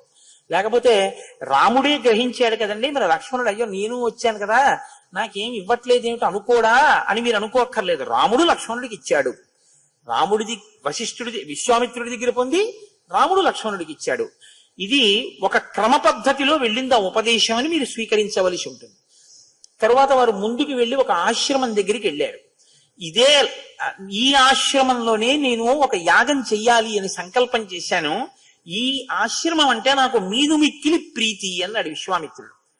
ఇది ఎవరి ఆశ్రమం, ఎందువల్ల మీకింత ప్రీతి ఏర్పడింది అని అడిగాడు. ఎందుకనంటే ఒక మాట ఉందండి, విశ్వామిత్రుడు ఎక్కడో ఉండాలిగా. అసలు యాగం చేయడానికి ఇక్కడికి వచ్చాడు కానీ ఆయన ఎక్కడో ఉండాలి. ఆయన కూడా ఎక్కడో ఓ చోట ఉంటూ ఉంటాడుగా తపస్సు చేసుకోవడానికి. ఎక్కడ ఉంటాడు ఆయన? ఆయన హిమవత్పర్వత ప్రాంతంలో కౌశికీ నది ఒడ్డున ఉంటాడు. ముందర చెప్తాడు ఆయన కౌశికీ నది ఒడ్డున ఉంటాడు. మరి ఇక్కడికి ఎందుకు వచ్చాడు అంటే, కోటేశ్వరారు కాకినాడలో ఉంటారు కదా, గుంటూరు ఎందుకు వచ్చారు అంటే, గుంటూరులో ఆయనకి ప్రీతికరమైనవి కొన్ని ఉన్నాయి. ఇక్కడ శృంగేరి పీఠం శాఖ ఉంది, శారదాంబ ఉంది, హరిప్రసాద్ గారు ఉన్నారు. ఆయనకి ప్రీతి వచ్చాడు, అందుకుని ఉన్నాడు. అలాగే విశ్వామిత్రుడు అంటే ఆయనతో నేను పోల్చుకున్నాను అనుకోకండి, ఒక కారణాన్ని పోల్చానంతే. విశ్వామిత్రుడు ఎందుకు వచ్చాడు? సిద్ధాశ్రమం మీద ప్రీతి. సిద్ధాశ్రమం మీద ప్రీతి ఎందుకు అంటే, చాలా గొప్ప విషయం ఒకటి చెప్పాడు. బలిచక్రవర్తి అహంకరించి తనది కానిది తనదిగా చేసుకుని దానాలు చేస్తుంటే, ప్రహ్లాదుని యొక్క మనవడు కనుక, ప్రహ్లాదుడికి వరం ఇచ్చాడు కనుక, నిగ్రహించకూడదు కనుక దానం పట్టి అది తీసేసుకోవడం కోసమని కశ్యప ప్రజాపతికి కుమారుడిగా ఉదయించి ఆ విష్ణువే వామనమూర్తిగా వచ్చారు. వచ్చి యజ్ఞవాటంలో యజ్ఞం చేస్తున్నటువంటి బలిచక్రవర్తి దగ్గరికి వెళ్ళి ఒక వటువు రూపంలో వెళ్ళారు. 1,000,000 మంది రావడం ఒకెత్తు, ఒక వటువు రావడం ఒకెత్తు. వటు అంటే అంత గొప్పవాడు, అప్పుడే ఉపనయనం చేసుకున్నవాడు. కాబట్టి ఆ వటు వచ్చేటప్పటికి భాగవతంలో పోతన గారైతే పొంగిపోయారు. వడుగా ఎవరివాడవెవ్వడవు సంవాస స్థలం వెయ్యది ఎడకున్ ఈ వరుదించుటన్ సఫలమయ్యన్ వంశమున్ జన్మమున్ కడు ధన్యాత్ముడనైతి ఈ మఖము యోగ్యంబయ్యి సుహుతంబులయ్య శిఖులున్ కళ్యాణమిక్కాలమున్ అంటాడు బలిచక్రవర్తి. నువ్వు వస్తుంటే అగ్ని శిఖలు ఎలా పైకొస్తున్నాయో చూసావా? చాలా సంతోషం. వడుగా ఎవరి వాడవెవ్వడవు, ఎక్కడి నుంచి వచ్చావు, నీకేం కావాలి చెప్పిచ్చేస్తాను. వటువుకి ఇక ఇవ్వడం అంటే తరించిపోతారండి. వరచేలములో మాడలో ఫలములో వన్యంబులో గోవులో కరులో కాంచనమో నికేతనములో వన్యంబులో ధరలో కరులో కాంచనమో నికేతనములో భూములో ఏమడిగేదో నీకు ఇచ్చేస్తాను రా, ఏం కావాలన్నాడు. నాకెందుకయా అవన్నీ, నువ్వు ఇవ్వనూకూడదు నీ పుచ్చుకోనూకూడదు. గొడుగో జిన్నిదమో కమండలయో ముంజియో దండమో వడుగేనెక్కడ కరులు వామాట్లు అశ్వంబులెక్కడ నిత్యోచిత కర్మమెక్కడ మదాకాంక్షితంబైన 3 అడుగుల మేరయ త్రోవకిచ్చుటదే బ్రహ్మాండంబు నా పాలికి. అవివయా 3 అడుగులు చాలు, బ్రహ్మాండం ఏమిటో చూపిస్తానన్నాడు. ఇచ్చాను అన్నాడంతే. చూపించేశాడు లెక్క కట్టి. ఏదైనా భూమిని కొంటే యజమాని తొక్కి చూడాలి శాస్త్రంలో. యజమాని తొక్కాలి ఆ భూమిని తప్పకుండా పాదంతో. ఎక్కడో కూర్చుని ఇక్కడ రిజిస్ట్రేషన్ చేయకూడదు, తను ఇల్లు తొక్కుకోవాలి పాదంతో. నువ్వు ఇచ్చానన్నావు కాబట్టి నేను తొక్కుతానన్నాడు. తొక్కైతేనన్నాడు అంతే. ఇంతంతై వటుడింతయ్యి మరియు తానింతయ్య భో వీధిపై అంతై చంద్రునకంతయ్యి ధ్రువునిపై అంతై మహర్వాటిపై అంతై సత్యపథోన్నతుండగుచు బ్రహ్మాండంత సంవర్తి అయి రవిబంబింబుపమింప పత్రమగు ఛత్రమై శిరోరత్నమై శ్రవణాలంకృతి గలాభరణమై సవర్ణ కేయూరమై చెవిమత్కంకణమై కటిస్థల ముదంచఘంటమై నూపుర ప్రవరంపై వటుడుతా బ్రహ్మాండము నిండుచో అన్నంటారు పోతన గారు. అంత నిండిపోయి మొత్తం 3 లోకాలని ఆక్రమించేశాడు. ఆక్రమించి దేవేంద్రుడికి ఇచ్చేశాడు ఆ రాజ్యాన్ని. ఆయన పాతాళానికి వెళ్ళిపోయాడు. పాతాళానికి వెళ్ళిపోయాడు బలిచక్రవర్తి.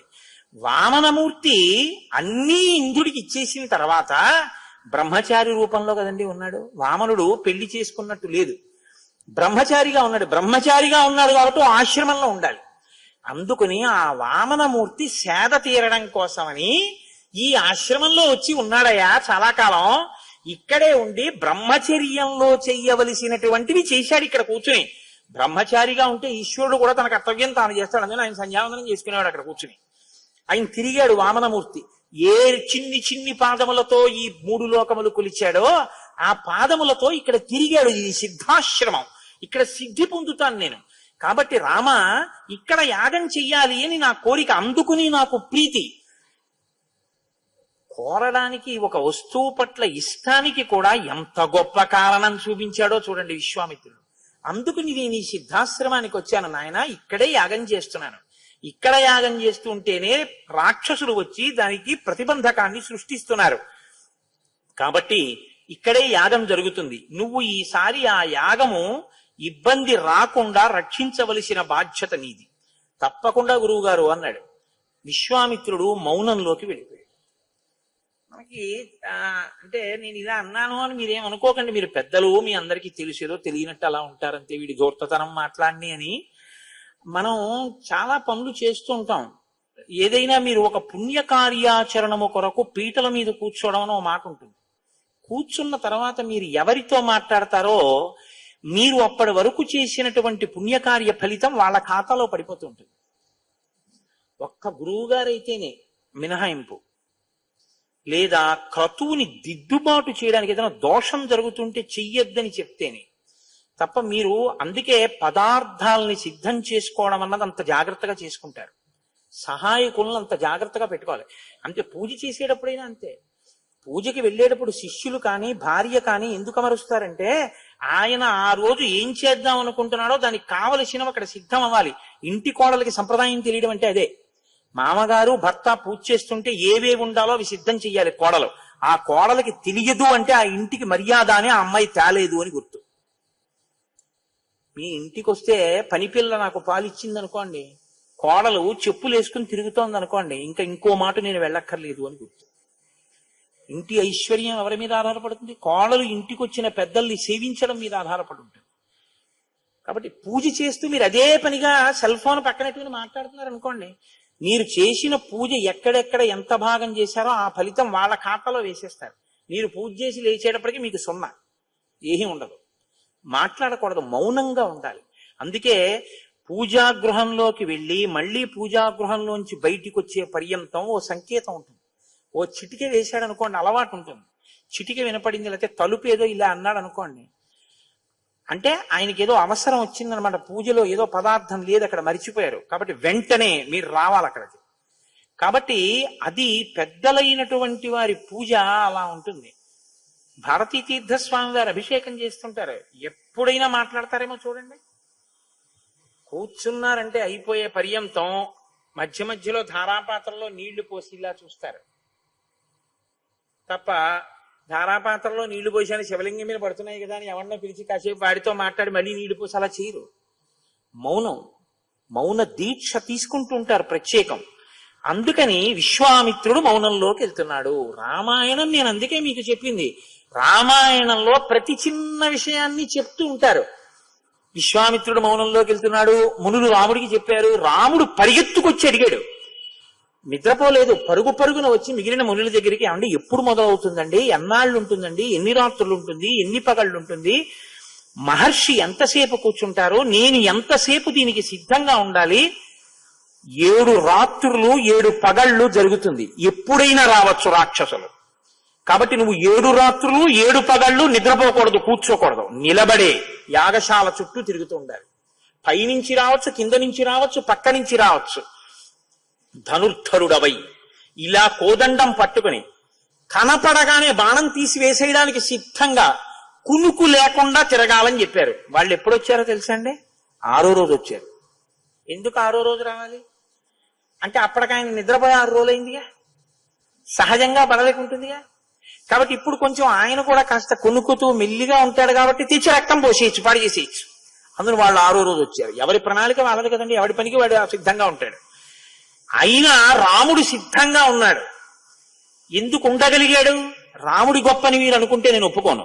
నశ్రమో నజ్వరో వాతేన రూపస్య విపర్యయ ఇచ్చాడు విశ్వామిత్రుడు ముందే ఆ శక్తి. నీకు నిద్ర రాదు, నీ తేజస్సు చెడదు, నీకు ఆకలి వెయ్యదు. ఏది రక్షించడానికి కావలసిన సంభారం అవసరమో దాన్ని ముందే విశ్వామిత్రుడు ఇచ్చాడు. నీ గురువుకి తెలుసు నీకేది ఇవ్వాలో, నువ్వు అడగద్దు గురువుని. చంద్రశేఖర భారతీ స్వామి వారి దగ్గరికి ఒక హైకోర్టు జడ్జి గారు వచ్చి నాకు ఫలానా మంత్రం ఇవ్వండి అన్నారు. ఆయన అన్నారు, మీకేమి ఇవ్వాలో నాకు తెలుసు, నేను మీకేమి ఇవ్వాలో మీరు నాకు చెప్పక్కర్లేదన్నారు. అది గురువు అంటే. పొంగిపోతాను నిజంగా చంద్రశేఖర భారతీ గురించి చదివినా, చంద్రశేఖర పరమాచార్య స్వామి వారి గురించి చదివినా. ఎందుకంటే సద్గురువులు, మహాపురుషులు వాళ్ళు. కాబట్టి ఇప్పుడు రాముడు మునుల్ని అడిగాడు, చాలా జాగ్రత్తగా ఉండాలన్నారు. అద్య ప్రభృతి షడ్రాత్రం రక్షతం రాఘవౌ యువాం దీక్షాం గతో హేషముని మౌనిత్వంచ గమిష్యతి.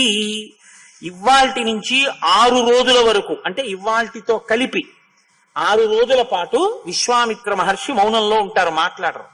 నువ్వు ఎక్కడికో వెళ్ళి కూర్చుంటే రామా రామా అని పిలవడానికి ఏం ఉండదు. ఆయన మౌనాన్ని నువ్వు కాపాడాలంటే, గురువుగారు లోపల పూజ చేసుకుంటున్నారు, భర్త పూజ చేసుకుంటున్నాడు అంటే భార్య యొక్క ప్రధాన కర్తవ్యం ఏమిటి? ఆయన నీరాజనమిచ్చి బయటకు వచ్చేంత వరకు ఆయన మౌనాన్ని పరిరక్షించడం, ఆయన మధ్యలో మాట్లాడవలసిన అవసరం కల్పించకూడదు. లేకపోతే నీ ఇల్లు ఎలా వృద్ధిలోకి వస్తుంది? ఆయనతో మాట్లాడిస్తే, ఆయనకి తపశ్శక్తి లేకపోతే, ఆయన ఈశ్వరానుగ్రహాన్ని పొందకపోతే, ఆయన అడుగుతున్నాడు, ధర్మపత్ని సమేతస్య సకుటుంబస్య సబాంధవస్య, వీళ్ళందరూ బాగుండడానికి నేను ఈ పూజ చేస్తున్నాను అంటాడు. ఆ పూజ శక్తి ఆయనకి ఇడితే కదా మీ అందరూ బాగుండడం. నువ్వే పాడు చేసేస్తుంటే ఆయన పూజని ఇంకెలా బాగుంటుంది ఇల్లు? ఇంతకన్నా గొప్ప విషయం ఏముంటుంది మా ఆయన చేసుకునే పని? ఈ గంట మాట్లాడరు ఆయన. కమ్ వాట్ మే ఇంగ్లీష్ లో చెప్తుంటారే, ఫోన్ వచ్చింది రాయి ఒక కాగితం మీద, పూజలో ఉన్నారండి కాసేపు ఆగి మాట్లాడతారు. ఎవరికి ఇవ్వచ్చు ఫోను? ఒక్క గురువు గారు అయితే ఇవ్వచ్చు, మినహాయింపు. గురువు గారికి మాత్రం దోషం లేదు. ఎంత పనిలో ఉన్నా గురువు గారు వస్తే వేదిక దిగిపోవలసిందే, వెళ్ళి ప్రణిపాతం చెయ్యాలి. గురువు గారి పట్ల అమర్యాద మాత్రం చేయకూడదు. నేను తప్పు చెప్పాను అనుకుంటే మీరు గజేంద్ర మోక్షంలో చదవండి. అగస్త్యుడు అందుకే చెప్పించాడు లేవకపోతే. కాబట్టి విశ్వామిత్రుడి మౌనాన్ని నువ్వు కాపాడాలి, అదే యజ్ఞాన్ని కాపాడడం. మీరు చాలా జాగ్రత్తగా చదవాలి రామాయణాన్ని. యజ్ఞం కాపాడడం అంటే విశ్వామిత్రుడు పిలిస్తే వెళ్తానులేండి పడుకోవడం కాదు. ఏమంటే అదేంటంటే రామ అంటే రానా, నాకు తెలియదు కదా మీరు మౌనంలో ఉంటారని, నేను ఏదో మామూలు పిలుస్తారనుకున్నాను అనకూడదు. కలుక్కోవాలి జాగ్రత్తగా. పూజకి మీరు సహాయకుడిగా ఉన్నారు అంటే మీరు ఏం చెయ్యాలో మీకు తెలిసి ఉండాలి పూర్తిగాను. ఆయన మౌనాన్ని నువ్వు రక్షించాలి సుమా, ఇది ముళ్ళు చెప్పింది. తప్పకుండా అలాగే సిద్ధంగా ఉంటానన్నాడు. చాలా జాగ్రత్తగా కాపు కాస్తున్నారు. నిజంగా మీరు ఈ సన్నివేశాన్ని గమనించాలండి. చిన్న పిల్లలండి, అది వాళ్ళ పూనిక. అలా తిరుగుతూనే ఉన్నారు వేది చుట్టూ. వీళ్ళు చక్కగా వీళ్ళ పని వీళ్ళు చేసుకుంటున్నారు, వేదమంత్రాలు చెప్పుకుంటున్నారు, హవిస్సులు ఇస్తున్నారు, అగ్నిహోత్రం ప్రబలుతోంది, కార్యం అయిపోతోంది, 6వ రోజు వచ్చేస్తోంది, అందరూ సంతోషంగా ఉన్నారు, చక్కగా అయిపోతోంది. అందరూ అన్ని పనులు చేస్తున్నారు. ఎప్పుడూ అదే పని మీద ఉన్న వాళ్ళు ఎవరు? చిన్న పిల్లలు ఇద్దరు. ఊన షోడశ వర్షో మే అన్నాడు దశరథుడు. నీకేం తెలిసిలేవయా, అహం విద్మి మహాత్మానం రామం సత్యపరాక్రమం అన్నాడు. అందుకే విశ్వామిత్రుడు. ఇద్దరు ధనస్సులు పట్టుకుని అలా తిరుగుతూనే ఉన్నారు. ఇలా ఆకాశంలోకి చూస్తున్నారు, ఇలా పక్కలకి చూస్తున్నారు. నాకు అనిపిస్తుంటుంది, అసలు రామాయణంలో లేనిదేమిటంటే, అసలు ఎవరికైనా పెద్ద పెద్ద వాళ్ళకి భద్రతా సిబ్బందిగా నియమించేటటువంటి వాళ్ళకి రామాయణంలోంచే మీరు శిక్షణ ఇవ్వచ్చు ఎలా ఉండాలో. అలా ఉంటాయి రామాయణంలో శ్లోకాలు. అంత పరాకుగా చూస్తున్నారు. ఇంతలో సంకేతం ఒకటి బయటికి వచ్చిందంటే తెలియాలి, ఎక్కడ ఏది జరుగుతోందో 1000 కన్నులతో గమనించగలిగినటువంటి శక్తి ఉండాలి. ప్రజ్వాల తతో వేది సోపాధ్యాయ పురోహిత. వాళ్ళు హోమం చేస్తుంటే నెయ్యి మామూలుగా వేస్తున్న అగ్నిహోత్రం ఒక్కసారి పైకి గుభిల్లుమని లేచి కిందకి దిగింది. అంటే ఉపద్రవం వస్తోంది అని సంకేతం. యజ్ఞంలో మీరు ఇస్తున్నది దేవతలకండి. హవ్యవాహనుడై అగ్నిహోత్రుడు పట్టుకెడుతున్నాడు దేవతలకి. ఆయనకి కూడా యజమానుల యందు ప్రీతి ఉంటుంది, ఆయనకి కూడా రక్షకుల యందు ప్రీతి ఉంటుంది, వాళ్ళ ధర్మనిష్ట యందు. ఆయన ఒక సంకేతం చేశాడు, వస్తున్నారు రాక్షసులు జాగ్రత్త. ఒక్కసారి పైకి లేచి దిగింది. రామచంద్రమూర్తి మరింత జాగ్రత్తగా, ఓ యజ్ఞంలో అగ్నిహోత్రం పైకి లేచింది అంటే వస్తున్నారు అన్నమాట. చాలా జాగ్రత్త పడ్డారు.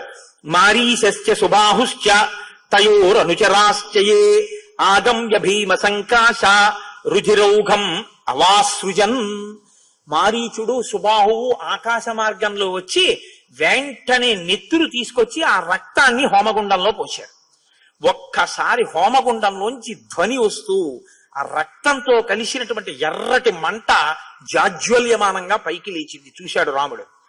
చూసి మానవం పరమోదారం అస్త్రం పరమభాస్వరం చిక్షేప పరమ క్రుద్ధో మారీచో రతి రాఘవ సతేన పరమాస్త్రేణ మానవేన సమాహత సంపూర్ణం యోజనశతం క్షిప్త సాగర సంప్లవే విచేతనం విఘూర్ణం తం సీతేషు బలతాడితం నిరస్తం దృశ్యమారీచం రామో లక్ష్మణమబ్రవీత్.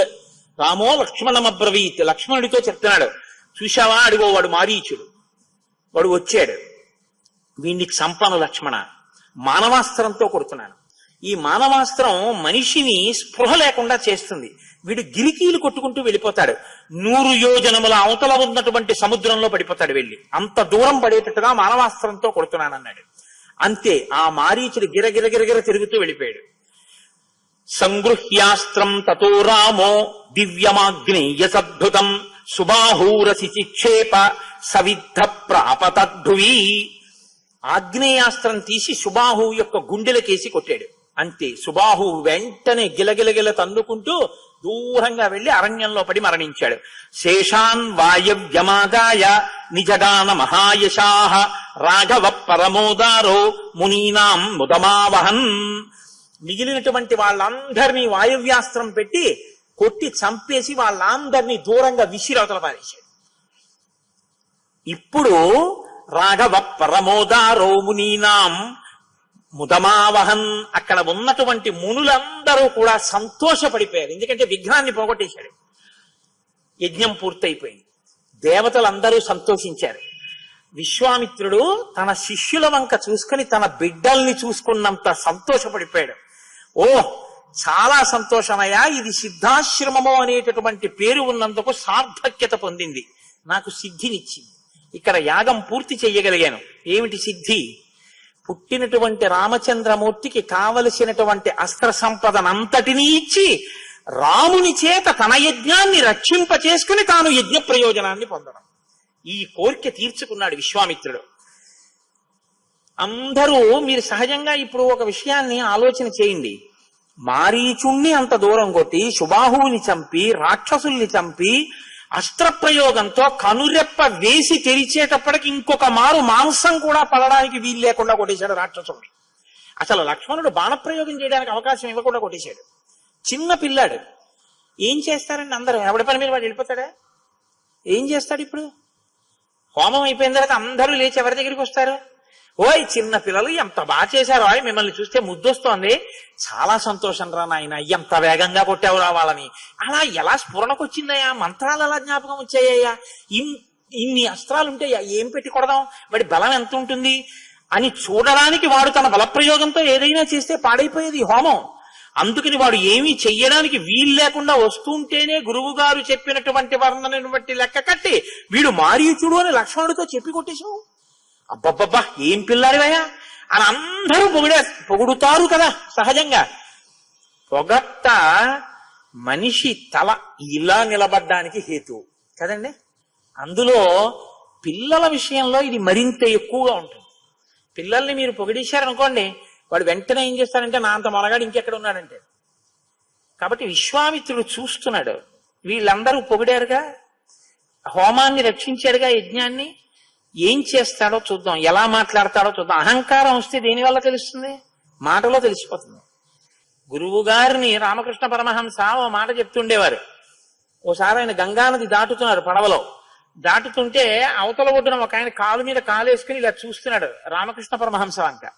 పక్కన కూర్చుని ఆయన అన్నాడు, పడవలో ఉన్నాయన, ఆయన మిమ్మల్ని ఎప్పుడు చూసినా వచ్చి మీకు నమస్కారం పెట్టి చాలా గౌరవంగా మాట్లాడేవాడుగా, మరి మీరు వస్తుంటే అలా కాలు మీద కాలేసి కూర్చున్నాడు ఏంటి అన్నారు. అంటే రామకృష్ణ పరమహంస అన్నారు, కాలు మీద కాలేసి కూర్చోవడం కాదు, నన్ను ఇప్పుడు పరమహంస అని పిలవడు, మీరు చూస్తూ ఉండండి. నేను గంగ ఒడ్డున దిగాక హలో ఠాకూర్ అంటే నన్ను ఎందుకో తెలుసా, అతనికి ఈ మధ్య డబ్బు కలిసి వచ్చింది అన్నాడు. ఆయన పడవ దిగారు, హలో ఠాకూర్ అన్నాడు ఆయన. అంటే మనుషుల యొక్క స్థితి అలా ఉంటుంది. ఏదైనా కలిసి వస్తే ఏ మహాపురుషుడి యొక్క అనుగ్రహమో మరిచిపోయి తల ఇలా పైకి లేస్తుంది. అందులో పిల్లలకి ఏం తెలుసండి? యుక్తాయుక్త విచక్షణ. చూస్తున్నాడు విశ్వామిత్రుడు. ఓసారి పిల్లల్ని రమ్మను అన్నాడు. ఇప్పుడు వచ్చి ఏం గురుగారు ఏం సంగతి, అది అయిపోయింది, ఇంకేమన్నా నెక్స్ట్ ఇంకేమన్నా కొట్టాలా అని అడిగారు అనుకోండి, ఓహో చాలా ఎదిగిపోయావు రోయ్ అనుకోవాలి గురువుగారు కదా. వాళ్ళన్నారు, ఇద్దరు వచ్చి చేతులు కట్టుకుని నిలబడి, ఇమౌస్మము నిషార్దూల కింకరౌ సముపస్థితౌ ఆజ్ఞాపయ యథేష్టం వై శాసనం కరవామకిం. గురువుగారు, ఇమౌస్మము నిషార్దూల, మునులలో మహోత్తమైన వాడా, కింకరౌ సముపస్థితౌ, మీ దగ్గర నిలబడిన వాళ్ళు ఎవరో తెలుసా? మీ కింకరులు నిలబడ్డారని గుర్తించండి. కింకరులంటే ఆ పని నేను చెయ్యడమా, పని నేను చెయ్యకపోవడమా అని ఆలోచించకుండా ఈ పని చెయ్యడం వల్ల గురువు గారికి సంతోషం కలుగుతుందని ఆలోచించినంత మాత్రం చేత ఆ పనిని చేసేసి దాని వలన సంతోషం పొందేయడమే.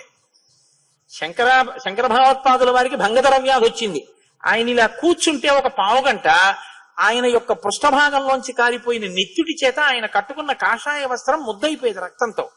ఆయన వెంటనే లేచి ఆ వస్త్రం విడిచిపెట్టి ఇంకో స్నానం చేసి ఇంకో వస్త్రం కట్టుకునేవారు.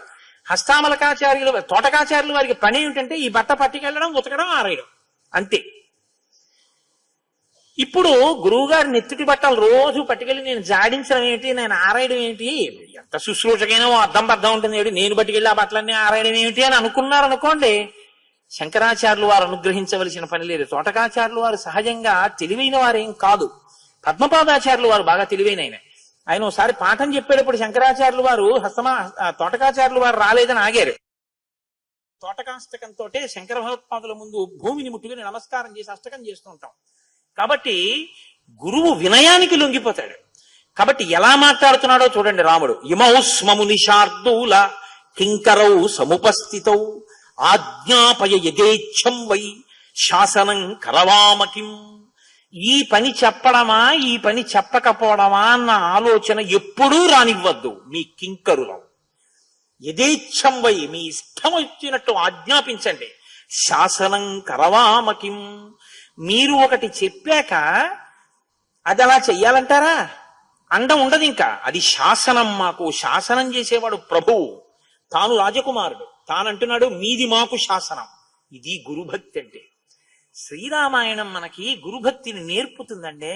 ఒక గురువు గారి దగ్గరికి వెళ్ళడం అంటే, ఒక గురువు గారి దగ్గర నిలబడడం అంటే, ఒక గురువు గారితో మాట్లాడడం అంటే, గురువు శక్తిని తెలుసుకోవడం అంటే, రామాయణం మీకు జీర్ణమైతే మీ స్థితి మారిపోతుంది.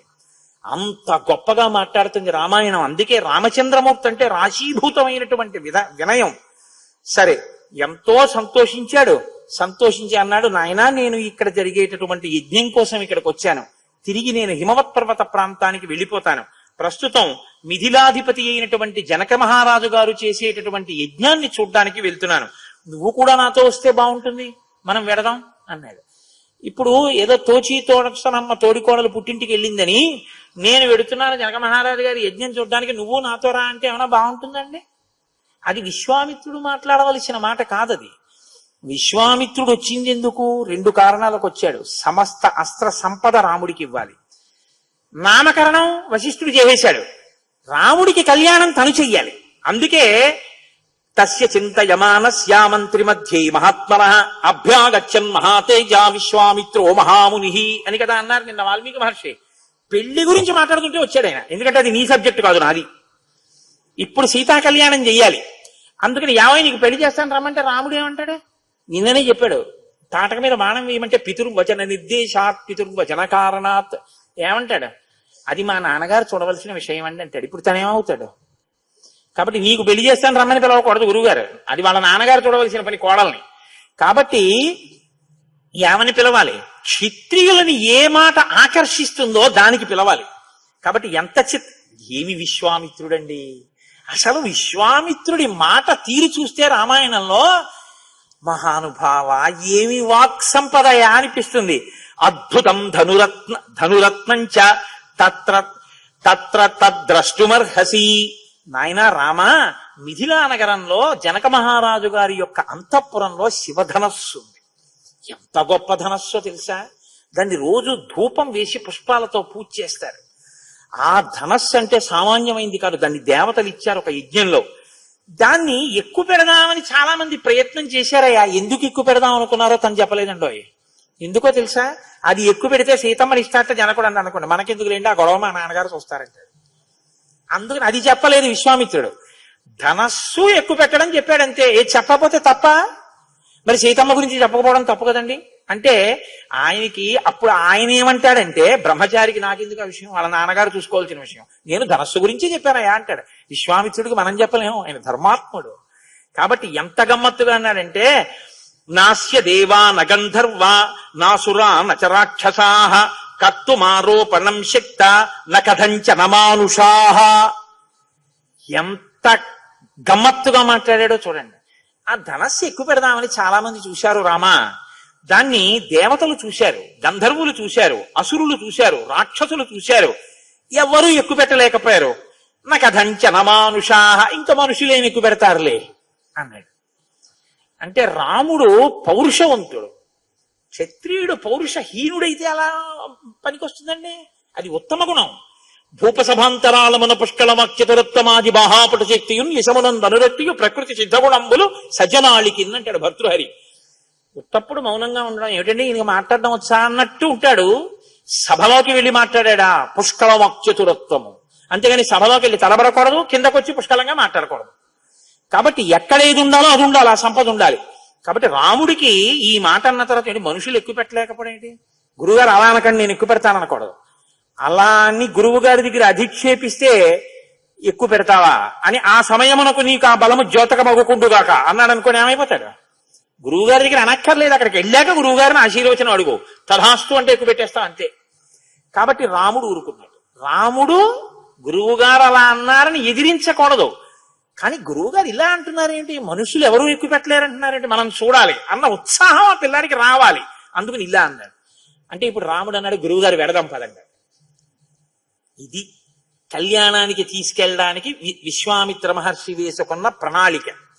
ఇప్పుడు కలిసి బయలుదేరారు.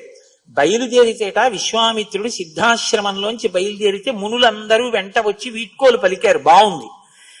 మృగపక్షి గణాశ్చైవా సిద్ధాశ్రమ నివాసినః అనుజగ్ముర్మహాత్మానం విశ్వామిత్రం మహామునిం నివర్తయామాస తతః పక్షి సంఘాన్ మృగానపి.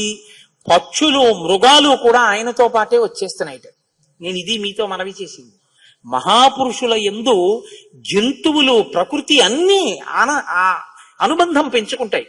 విశ్వామిత్రుడు అన్నట్ట, కాదు కాదు, నేనంటే సిద్ధాశ్రమం నుంచి వెడుతున్నాను, మీరు ఇక్కడే ఉండండి అని వాళ్ళని వెనక్కి వెళ్ళిపోమన్నాక వెనక్కి వెళ్ళిపోయేట. కలిసి బయలుదేరారు. వెళ్ళిన తర్వాత శోణా నదీ తీరంలో ఆ రోజు రాత్రి విశ్రమించారు. రాముడు అడిగాడు, అసలు ఈ శోణా నది ఏమిటి, ఈ నగరాలు ఏమిటి, ఈ రాజ్యం ఏమిటి, ఇది ఎవరిది, దీన్ని ఎవరు పరిపాలిస్తున్నారో నాకు చెప్పండి అని అడిగాడు. నాయన, మా వంశమునకు కర్త బ్రహ్మమానస పుత్రుడు, అయోనిజుడు, మహానుభావుడు కుశుడు అనబడేటటువంటి ఆయన ఉన్నాడు. ఆయన భార్య పేరు వైదర్భి. ఆయనకి 4 కుమారులు, కుశాంబుడు, కుశనాభుడు, అధూర్తరజసుడు, వసువు. ఒకానొక నాడు కుశుడు వీళ్ళందరినీ పిలిచి 4 కుమారుల్ని, మీరు ప్రజారక్షణ కొరకు 4 నగరములను నిర్మించుకుని రాజ్య పరిపాలన చెయ్యండి అన్నాడు. కుశాంబుడు కౌశాంబిని, కుశనాభుడు మహోదయమును, అధూర్తరజసుడు ధర్మారణ్యమును, వసువు గిరివ్రజమును నిర్మించారు. ఇప్పుడు మనం ఉన్నటువంటి ప్రాంతాన్ని గిరివ్రజము అని పిలుస్తారు. రామా, మనం ఈ రాజ్యంలో ఉన్నాం అని చెప్పి ఆయన ఒక మాట అన్నాడు. కుశనాభస్తు రాజర్షి కన్యాశతమనుత్తమం జనయామాస ధర్మాత్మ ఘృతాచ్యాం రఘునందన. కుశనాభుడు అనేటటువంటి రాజర్షికి ఆయనకి ఘృతాచి అనబడేటటువంటి ఒక అప్సర స్త్రీ వలన 3 కన్యలు కలిగారు. వాళ్ళు అప్సరస యొక్క పిల్లలు కనుక దేవతల యొక్క స్థితిని పొందారు, అంత అందాన్ని పొందారు. వాళ్ళు 4 యవ్వనవతులై ఒకరోజు సాయంకాలం ఉద్యానవనంలో రకరకాలైనటువంటి వాద్య పరికరములను మోగించుకుంటూ తిరుగుతున్నారు. బాలకాండలో అత్యంత గొప్ప సర్గల్లో ఇదొకటి. పైకి కనపడదు, కానీ నిజంగా అసలు సనాతన ధర్మము యొక్క సాంస్కృతి విలువల పట్టి ఎక్కడుందో ఈ సర్గ చూపిస్తుంది. వీళ్ళందరూ అక్కడ నిలబడి ఉంటే వాయువు వచ్చాడు. వచ్చి ఆయన అన్నాడు, తాహ సర్వగుణ సంపన్న రూపయవ్వన సంయుతాః దృష్టా సర్వాత్మకో వాయు ఇదం వచనమబ్రవీత్ అహం భక్కామయే సర్వా భార్యా మమ భవిష్యథ మానుషస్వజ్యతాం భావో దీర్ఘమాయురవాప్స్యథ చలం హి యవ్వనం నిత్యం మానుషేషు విశేషతః అక్షయ్యం యవ్వనం ప్రాప్త అమర్యస్య భవిష్యథ. మీరు నరకాంతలుగా ఉన్నారు, అప్సరసకి జన్మించినా కూడా, కాబట్టి మీ యవ్వనం కొంతకాలానికి తరిగిపోతుంది. నేను వాయుదేవుడను, మీ 4 నాకు భార్యలు కండి, నేను మీ యందు అనురక్తుడనయ్యాను. మీరు దేవతాత్వాన్ని పొందితే మీ యవ్వనం స్థిరంగా ఉంటుంది, అందుకని మీరు నాకు భార్యలు కండి అన్నాడు. అంటే 4 కన్యలు ఒకరితో ఒకరు మాట్లాడుకోకుండా ఏకకాలంలో 4 కలిసి ఒక్కటే మాట అన్నారు. బాగా గుర్తుపెట్టుకోండి, ఒకరితో ఒకరు మాట్లాడుకుని కాదు, ఏకకాలంలో 4 కలిసి జవాబు చెప్పారు. ఏమని? మా భూత్ సకాలో దుర్మేధ పితరం సత్యమాదినం నావమన్యస్య ధర్మేణ స్వయంవరముపాస్మహే పితాహి ప్రభురస్మాకం దైవతం పరమం హి సహ యస్య నో దాస్యతి పితా సనో భర్తా భవిష్యసి సనో భర్తా భవిష్యతి. ఇప్పుడు మమ్మల్ని అడిగితే అడిగావు దుర్మేధ, ఈ లోకంలో ఏ ఆడపిల్లని ఏ పురుషుడు కూడా నేను నిన్ను వివాహం ఆడతానన్న మాట అడగకూడదు. అడిగినా బుద్ధి ఉన్న ఏ ఆడపిల్ల తండ్రికి తెలియకుండా వేరొకడిని తన భర్తగా అంగీకరించరాదు. ఇది ఈ జాతికి ధర్మం. పితాహి ప్రభురస్మాకం, మాకు మా తండ్రి దైవం. మా తండ్రికి తెలుసు మమ్మల్ని ఎవరికిచ్చి వివాహం చెయ్యాలో, మా జీవితం భద్రంగా ఉండడానికి ఎవరికి కన్యాదానం చెయ్యాలో మా తండ్రికి తెలుసు. దైవతం పరమం హి సహ, మా కన్నులకు కనపడే దైవం మా తండ్రి. యస్యనో దాస్యతి పిత సనో భర్త భవిష్యతి. ఈ దేశంలో ఇప్పుడు కాదు ఎప్పటికీ కూడా ఆడపిల్ల తండ్రి మాట కాదని తనకు తాను స్వతంత్రించి తన భర్తని తాను ఎన్నుకునేటటువంటి దుర్దినమో రాకుండుగాక అన్నారు. ఇది జాతి సంస్కృతి మూలం. దీనికి అనుగుణంగానే మనం ఏ రచనలు చేసినా చెయ్యాలి తప్ప ఆడపిల్లల్ని మగపిల్లల్ని బరితెగించేటట్టుగా వాళ్లలో ఉన్నటువంటి యవ్వనోద్రేకాన్ని రెచ్చగొట్టి నీకు 100 రూపాయల టిక్కెట్ కోసం లక్షలు లాభం రావడం కోసం 3 గంటలు మాదక ద్రవ్యం లాంటి సినిమా తీసి డైలాగులు రాసి జాతిని పాడు చేసేటటువంటి నైతికమైన అధికారం నీకు లేదు. అది వాడికి లేకపోయినా అడగవలసిన అవసరం పెద్దలకుంది. మేము రామాయణానికి వారసులం, నీ ఇష్టం వచ్చినట్టు నువ్వు రాయడానికి వీల్లేదని. నిలదీసేటటువంటి రోజు వస్తే తప్ప మన బిడ్డల్ని మనం రక్షించుకునే స్థితి మనకి రాదు. మనం ఎందుకు రామాయణానికి వారసులమో, రామాయణం అంటే ఏమిటో మీరు గమనించెదరుగాక. కాబట్టి పితాహి ప్రభురస్మాకం దైవతం పరమం హిసః యస్యనో దాస్యతి పితా సనో భర్త భవిష్యసి. ఈ మాట అంటే కోపం వచ్చింది వాయుదేవుడికి. ఆయన వాళ్ళ యొక్క శరీరములలోకి బాగా ప్రవేశించి వాళ్ళ శరీరములు వంకర్లు తిరిగిపోయేటట్టుగా చేసేస్తే వాళ్ళెవ్వరూ కూడా కదలలేని స్థితిలో వెళ్ళిపోయి అంతఃపురంలో కింద పడిపోయారు. కింద పడిపోయి ఉంటే రాజైనటువంటి కుశనాభుడు తండ్రి వచ్చాడు. వచ్చి, ఏమమ్మా మీరందరు ఇలా కింద పడిపోయారు అని అడిగాడు. అడిగితే వాళ్ళన్నారు, నాన్నగారు వాయుదేవుడు మమ్మల్ని భార్యలు కమ్మని అడిగాడు. మేమందరం కలిసి ముక్తకంఠంతో ఒక మాట చెప్పాం. మేము నీకు భార్యలు కావడం అన్నది మా నాన్నగారి అభిష్టం మీద ఆధారపడి ఉంటుంది, ఆయన చెయ్యాలి కన్యాదానం అన్నాం. కోపగించి మమ్మల్ని విరూపల్ని చేశాడు అన్నాడు. అంటే ఆయన అన్నాడు, ఏమమ్మా మీకు తపశ్శక్తి ఉంది కదా, మీరు మరి ఆయన్ని శపించలేదా అని అడిగారు. వాళ్ళన్నారు, నాన్నగారు శక్తి ఉంది కదా అని కోపం వచ్చిన చోటల్లా, తప్పు చేసిన చోటల్లా మనం శాపవాక్కు వెడితే ఈ లోకం ఉంటుందా అని అడిగారు. కాబట్టి మేము క్షమాగుణంతో ఓర్పుతో వెనక్కి వచ్చేసాం నాన్నగారు అన్నారు. ఇది రామాయణం అంటే. మీరు కోపగించవలసిన చోట ఓర్పు పట్టడం చాలా గొప్ప విషయం. వెంటనే కుశనాభుడు అన్నాడు, అలంకారో హినారీనాం క్షమాతు పురుషస్యవా దుష్కరం తచ్చయక్షాంతం త్రిదశేషు విశేషతః యాదృశీవ క్షమాపుత్ర్యః సర్వాసామ విశేషతః క్షమాదానం క్షమా యజ్ఞః క్షమా సత్యం హి పుత్రికాః క్షమా యశః క్షమా ధర్మః క్షమయా విస్థితం జగత్. అమ్మా, అలంకారోహినారీనాం, ఆడవాళ్ళకి అలంకారం అమ్మా ఓర్పు. ఆడవాళ్ళకేమి, మగవాళ్ళకు కూడా ఓర్పు ఉండాలి తల్లి. అసలు ఈ మూడు లోకములు దేని వల్ల నిలబడుతున్నాయో తెలుసా? ఓర్పు వల్లే. ప్రతి వాళ్ళు ఓర్పు దాటేస్తే, ఎవరి ఇష్టం వచ్చినట్టు వాళ్ళు కోప్పడిపోతే లోకం ఎక్కడుందమ్మా? ఉండదు. క్షమాదానం, ఓర్పే దానం. క్షమా యజ్ఞం, ఓర్పే యజ్ఞం. క్షమా సత్యం హి పుత్రికాః, క్షమయే ఈశ్వరుడు. క్షమా యశః, ఓర్పుయే కీర్తి. క్షమా ధర్మః, ఓర్పుయే ధర్మం. క్షమయా విస్థితం జగత్, ఓర్పులో ఈ జగత్తంతా నిలబడి ఉందమ్మా. ఓర్పు లేకపోతే ఈ జగత్తు లేదు తల్లి అన్నాడు. అవును నాన్నగారు అన్నారు.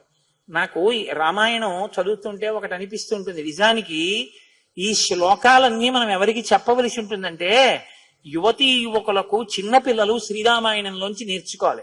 కానీ ఇవాళ మన జాతి దౌర్భాగ్యం ఏమిటంటే, శ్రీరామాయణంలో ఉందిరా అని మంచి మాట చెప్పడానికి కూడా వీల్లేదు.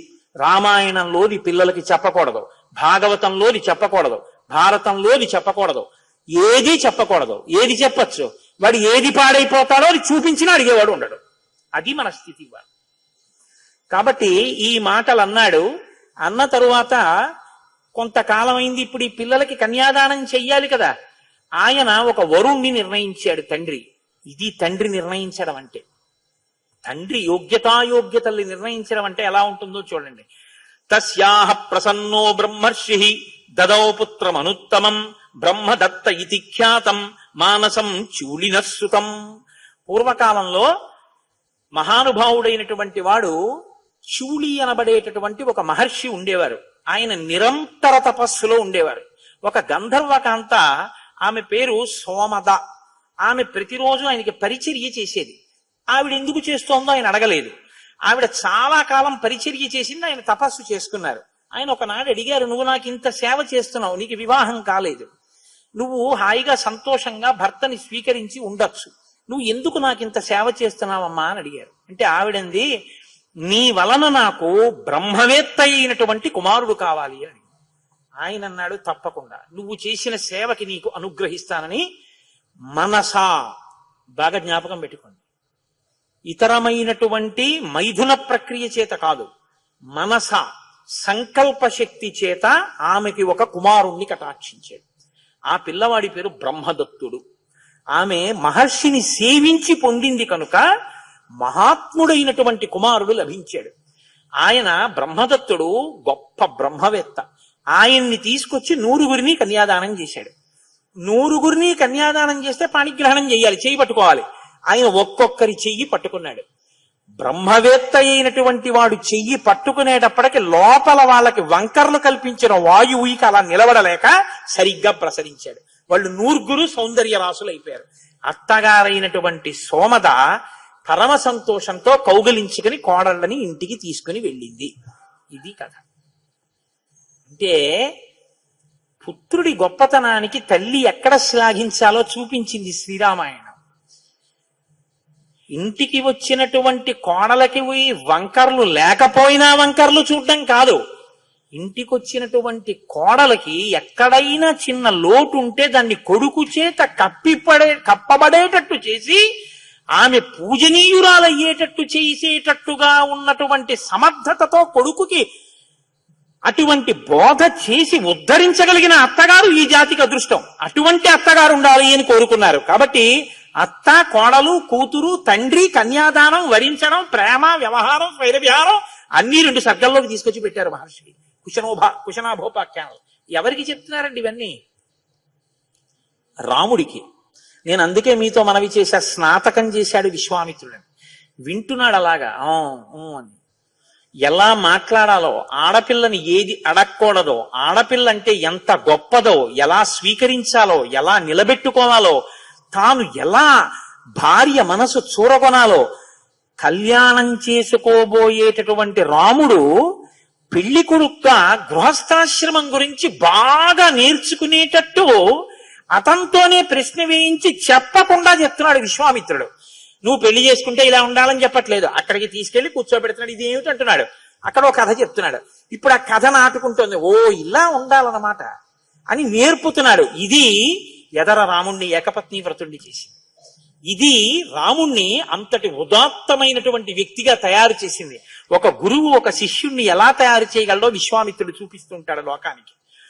అప్పుడు ఎంతో సంతోషంగా ఈ వ్యవహారం నడిచిపోయిన తర్వాత ఆయన చెప్తున్నాడు, మా వంశానికంతటికీ కూడా కర్త కుశుడు.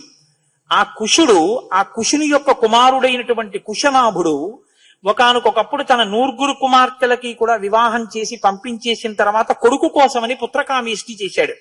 ఆ పుత్రకామేష్టి చేసే సమయంలో మా తాతగారు అంటే కుశనాభుని యొక్క తండ్రి ఆయన వచ్చి ఒక మాట చెప్పాడు. నాయనా, నీకు యోగ్యమైనటువంటి కొడుకు, నువ్వు కోరుకుంటున్నటువంటి లక్షణాలున్న కొడుకు ఈ పుత్రకామేష్టి వల్ల కలుగుతాడు అని వరమిచ్చి జగామాకాశమావిశ్య బ్రహ్మలోకం సనాతనం ఆయన బ్రహ్మలోకానికి వెళ్లిపోయాడు.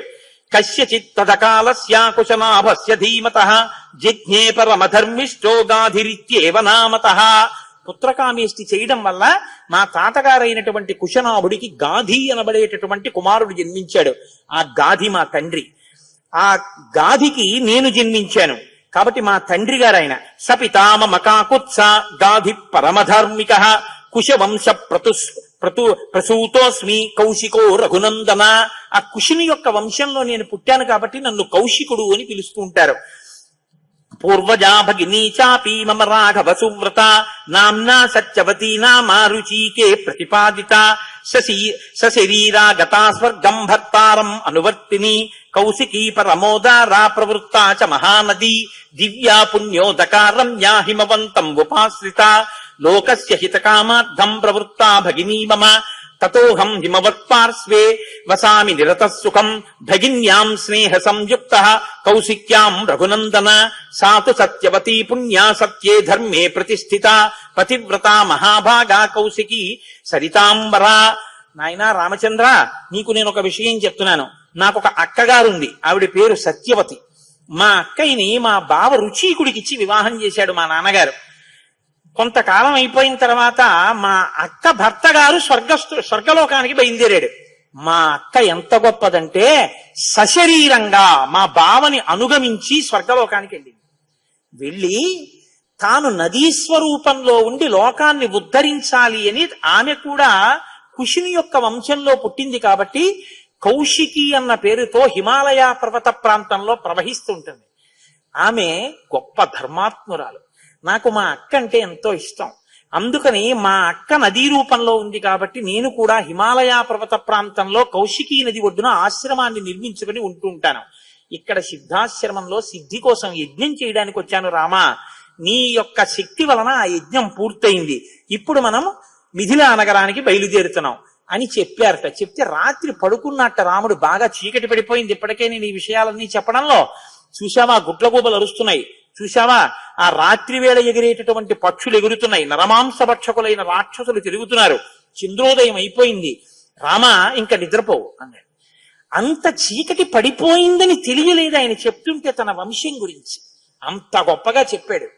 ఇప్పుడు రాముడు పడుకున్నట్ట మునులు అన్నారట, కౌశికులు ఎందలో పుట్టారు, కానీ విశ్వామిత్ర నువ్వు పుట్టి నీ వంశం ధన్యమైందయా, ఏమి అక్క, ఏమి మహానుభావులు, ఏమి కుశనాభుడు, ఏమి ధర్మం, లోకానికి ధర్మం నేర్పిందయా మీ కుటుంబం అన్నారట. రాముడు పడుకున్నాడు, కానీ ఆ ఆడపిల్లలు వాయువు అడగడం, కాదనడం, బ్రహ్మర్షిత్వం, విశ్వామిత్రుడు పుట్టడం, ఆ కౌశికి భర్తని అనుగమించడం, స్వర్గలోకానికి వెళ్ళడం, నదీ స్వరూపాన్ని పొందడం, ఏమి ఆడవాళ్ళు, ఏమి ఔన్నత్యం, ఎటువంటి ధార్మిక నిష్ట, లోపల ఇవన్నీ ఆలోచిస్తూ ఆలోచిస్తూ ఎప్పుడో రాముడికి కనురెప్ప పడిందిట. అంత మనసులో నాటుకునేటట్టు చెప్తాడు. ఇప్పుడు బయలుదేరి గంగా నదిని దాటుతున్నారు. దాటుతుంటే ఏమి ఈ నది అని అడిగాడు. అడిగితే ఆ గంగా నది ఆవిర్భావం గురించి చెప్తూ అత్యద్భుతమైనటువంటి ఘట్టాన్ని ఒకదాన్ని ఇప్పుడు రామచంద్రమూర్తితో విశ్వామిత్ర మహర్షి చెప్తున్నారు. ఇది శ్రీరామాయణంలోనే అత్యంత శక్తివంతమైన పరమాద్భుతమైనటువంటి ఘట్టములలో ఒకటి. షణ్ముఖోత్పత్తి అంటారు. ఇది ఎంత శక్తివంతం అంటే గర్భిణీ స్త్రీలు కానీ ఈ సర్గల్ని పారాయణ చేస్తే తప్పకుండా వాళ్ళకి సంతానం కలుగుతుంది, సంతానం ఉత్తమమైన సంతానం కలుగుతుంది, ఎటువంటి సమస్యలు లేకుండా వాళ్ళకి ప్రసవం అవుతుంది. అంత శక్తి ఇందులోనే ఉంది. ఇందులోనే వాల్మీకి మహర్షి కుమార సంభవం అన్న మాట వాడారు. పెద్దవాళ్ళు ఏం చెప్తారంటే వాల్మీకి మహర్షి అసలు ఎప్పుడూ ఫలశ్రుతి చెప్పరు, ఈ సర్గ చదివితే ఇది వస్తుందని చెప్పరు. అట్లాంటి వాల్మీకి మహర్షి గంగావతరణానికి షణ్ముఖోత్పత్తికి ఫలశ్రుతి చెప్పారు. అత్యంత శక్తివంతమైన ఘట్టాలలో షణ్ముఖోత్పత్తి ఒకటి. ఇది విన్నవాళ్ళు సుబ్రహ్మణ్య లోకాన్నే పొందుతారు అంటారు. అంత శక్తివంతం. ఇందులో కుమార సంభవం అన్న మాట వాల్మీకి మహర్షి వాడారు. దీన్నే కాళిదాస్ గారు తీసుకున్నారు. తీసుకుని కుమార సంభవం అన్న గ్రంథాన్ని ఆయన ఆ పేరుతోనే రచన చేశారు. కానీ ఇప్పటికీ గర్భిణీ స్త్రీలు పారాయణ చేస్తే ఈ షణ్ముఖోత్పత్తినే వింటూ ఉంటారు. కాబట్టి ఇప్పుడు మీరు అవధరించండి. పురా రామకృతోద్వాహో నీలకంఠో మహాతపాః దృష్ట్వాచ స్పృహయా దేవీం మైథునా యోపచక్రమే అంటూ మొదలు పెట్టారు విశ్వామిత్ర మహర్షి. నాయనా రామా, నీకు అంగదేశం గురించి చెప్పాను. మన్మధుడు కాలిపోయాడు. తర్వాత పార్వతీ పరమేశ్వరులకి వివాహమైంది. ఎలా అయింది మరి మన్మధుడు లేకుండా? ప్రారంభమే ఒక గొప్ప విషయం. అందరి మీద బాణాలు వెయ్యాలి అంటే చేతిలో చెరుకు విల్లు 5 పుష్ప బాణాలు పట్టుకుని బాణాలు వేసేటటువంటి మన్మధుడు నేను బాణాలు వేసి అందరిలోనూ కామ ప్రచోదనం చెయ్యగలనన్న అహంకారంతో అదే పుష్ప బాణాల్ని తీసుకెళ్లి పరమశివుడి మీద కూడా వేసి ఆయన మనసు కదిపి పార్వతీదేవి యందు అనురక్తుడయ్యేటట్టు చెయ్యగలననేటటువంటి అహంకార బుద్ధితో ఒక్క బాణాన్ని తీసి ప్రయోగించడానికి సిద్ధపడేటప్పటికే బహిర్ముఖుడైనటువంటి పరమశివుడు కనుతెరిచి చూసి తన మీదే బాణ ప్రయోగానికి సిద్ధపడుతున్న మన్మధుడి మీద ఆగ్రహం చెంది 3వ కన్ను తెరిస్తే భస్మ రాశి మన్మధుడు కింద పడిపోయాడు. కాబట్టి సృష్టి ఆగిపోయి ఉండాలి కదా. ఇప్పుడు మన్మధుడు లేడుగా, మరి అప్పుడు పార్వతీ కళ్యాణం ఎలా అయింది అంటే అమ్మవారు ఏం చేసిందంటే ఏ ఆయుధములను మన్మధుడు పట్టుకుంటాడో వాటిని ఆవిడ పుచ్చుకుంది. 5 పుష్ప బాణాల్ని చెరుకు విల్లు ఆవిడే పుచ్చుకుంది. కామాక్షి, కంచి కామాక్షి అదే కదండి, చేత్తో పట్టుకుంది. ఇదే మనం లలితా స్వరూపం యొక్క వర్ణన చెప్తే ఇదే చెప్తాం. రాగస్వరూప పాశాఢ్య క్రోధాకార అంకుశోజ్వల మనోరూపేక్షుకోదండ పంచతన్మాత్రశాయక. ఇప్పుడు ఆవిడ ఇలా పట్టుకుంటే ఇంతటి పరమశివుడు వశుడైపోయాడు. అయిపోయి తాళి కట్టించాడు. తాళి కట్టాడు. సంసారంలోకి వచ్చి ఆవిడ పక్కన కూర్చున్నాడు. శంకరాచార్యుల వారు దెప్పి పొడిచారు. స్ఫురద్గండాభోగత్ ప్రతిఫలిత తాటంక జుగళం చతుశ్చక్రం మన్యే తవ ముఖమిదం మన్మధరదం యమారుహ్యదృహ్యత్కవ నిరదమర్కేందు చరణం మహావీరో మార ప్రమదపతయే సంగీతవతే అన్నారు. అయ్యా, నువ్వు ఎంత గొప్పవాడివైనా మా తల్లి చెరుకు విల్లు పుష్పబాణాలు పట్టుకునేటప్పటికీ లొంగవలసిందే. తాళి కట్టావా లేదా అమ్మ మెళ్ళలో? తాళి కట్టి అమ్మ పక్కకు వచ్చి అయ్యగా కూర్చున్నావు. ఇప్పుడు ఆవిడ శివకామ సుందరి. ఆమె అంత సౌందర్యంతో ఎవరి కోసం కూర్చుంది? మనకి తండ్రిని తెచ్చి కూర్చోబెట్టడానికి. ఆవిడ శివుడికి సౌందర్యం, బాహ్య సౌందర్యం, శివకామ సుందరి. నీకు నాకో అఖిలాండేశ్వరి, జగజ్జనని, మీనాక్షి, కామాక్షి, రాజరాజేశ్వరి, లలిత. మనకి అమ్మ. మా నాన్నగారికి భార్య. మా నాన్నగారు మా అమ్మని కామదృష్టితో చూడొచ్చు, అది ఆయనకి ధర్మబద్ధం. నేను మా అమ్మగారిని పవిత్ర దృష్టితో చూస్తాను. మా అమ్మగారు మా నాన్నగారికి శివకామ సుందరి, నాకు జగజ్జనని. లలితాపరాభట్టారిక. వాగర్ధ వివ సంపృక్తౌ వాగర్ధ ప్రతిపత్తయే జగత పితరౌ వందే పార్వతీ పరమేశ్వరౌ. ఈ లోకానికంతటికీ తల్లిదండ్రులైన పార్వతీ పరమేశ్వరుల్లో అమ్మ సౌందర్యం పరమశివుడి కొరకు, అమ్మ యొక్క అంత సౌందర్యం అమ్మతనం మన కొరకు. మనకి జగదంబ, జగజ్జనని, ఆయనకి భార్య. కాబట్టి ఇప్పుడు ఆవిడ తన ప్రజ్ఞతో పెళ్లి చేసుకుంది, మన్మధుడి గొప్పతనంతో పెళ్లి చేసుకోలేదు. మన్మధుడికి ఏం చేసింది? శివుణ్ణి తెచ్చి తన భర్తగా కూర్చోబెట్టుకుని, పిచ్చాడా ఇంకెప్పుడు ఆయన మీద వేయకు బాణాలు, ఇగో మిగిలిన వాళ్ళ మీద అంటావా వెయ్యి అని పట్టుకెళ్ళి మళ్ళీ ఆయన చేతిలో పెట్టింది. ఇప్పుడు ఆయన ఏం చేశాడు? శరీరం లేదు కానీ మునులను కూడా మోహపెడుతున్నాడు. ఎందుకు పెట్టగలుగుతున్నాడు? ధను పౌష్పం మౌర్వీ మధుకరమయీ పంచవిశిక వసంతు సామంతో మలయమరుదాయోధనరథ తదాప్యేక సర్వం హిమగిరిసుతే కమపి కృపాం అపాంగతే లబ్ధ్వా జగదిదమనంగో విజయతే అంటారు శంకర భగవత్పాదులు సౌందర్యలహరిలో. అమ్మ తన కడగంటి చూపుతో ఇలా చూసి, వెయ్యి బాణాలు పర్వాలేదు, లోకం మీద వెయ్యింది అంటే అదేమిటంటే మన అలా పాడు చేసేయడం ఏమిటంటే మీరు అనుకోకండి. అమ్మవారు ఆ శక్తి మన్మధుడికి ఎందుకు ఇచ్చింది అంటే మనం పితృరుణం తీర్చుకోవడానికి. తండ్రి రుణం తీరాలంటే మనం సంతానాన్ని కనాలి, అందుకిచ్చింది. అంతేగాని అమ్మవారు మన్మధుడికి బాణాలు ఇచ్చిందండి నేను పాడైపోయానండి అని చెప్పడానికి నీకు ఇవ్వలేదు. నీకు ధర్మపత్ని ధర్మేచ అర్ధేచ కామేచ నాతిచరామి అని పుచ్చుకున్నావు, మరి తగలబడ్డానికి ఎందుగా మంత్రం, ఇంకా ఎందుక ప్రతిజ్ఞ, ఇంకా విచ్చలవిడితనంతో ఆబోతి తిరిగినట్టు తిరగమని కాదుగా నేను లోకంలో సృష్టించింది అమ్మవారు. మన్మథబాణం దేని కొరకు అంటే కేవలము నీ యొక్క పితృరుణం తీర్చుకోవడానికి అంతే. కాబట్టి ఇప్పుడు వివాహమైనటువంటి పార్వతీ పరమేశ్వరులు ఏకాంతంలో విహరిస్తున్నారు. పురారామకృతోద్వాహో నీలకంఠో మహాతపాః దృష్ట్వా చ స్పృహయా దేవీం మైథునాయోపచక్రమే. వాళ్ళిద్దరూ అలా క్రీడించడం మొదలుపెట్టి 100 దివ్య సంవత్సరాలు పూర్తయిపోయాయి. వాళ్ళిద్దరూ ఏకాంతంలోంచి బయటికి రాలేదు, వాళ్ళకి బిడ్డ పుట్టలేదు. దేవతలందరూ కలుసుకున్నారు. పార్వతీ పరమేశ్వరులు ఇద్దరూ కనపట్టలేదంటే కొత్తగా పెళ్ళయింది కదా, 100 దివ్య సంవత్సరాల నుంచి విహారం చేస్తున్నారు. ఒక చిత్రమైనటువంటి ఆలోచన వచ్చింది వాళ్ళకి. ఊరే, అసలు పార్వతీదేవి శక్తి స్వరూపిణి, పరమశివుడు తేజపుంజం మహానుభావుడు.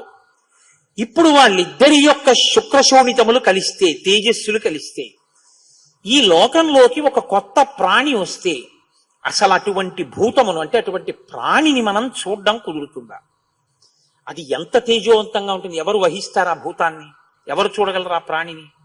కాబట్టి మనం పరమశివుణ్ణి వెళ్ళి అడుగుదాం, మీరు రతిక్రీడ విరమించి బిడ్డల్ని కనద్దు అని అడుగుదాం.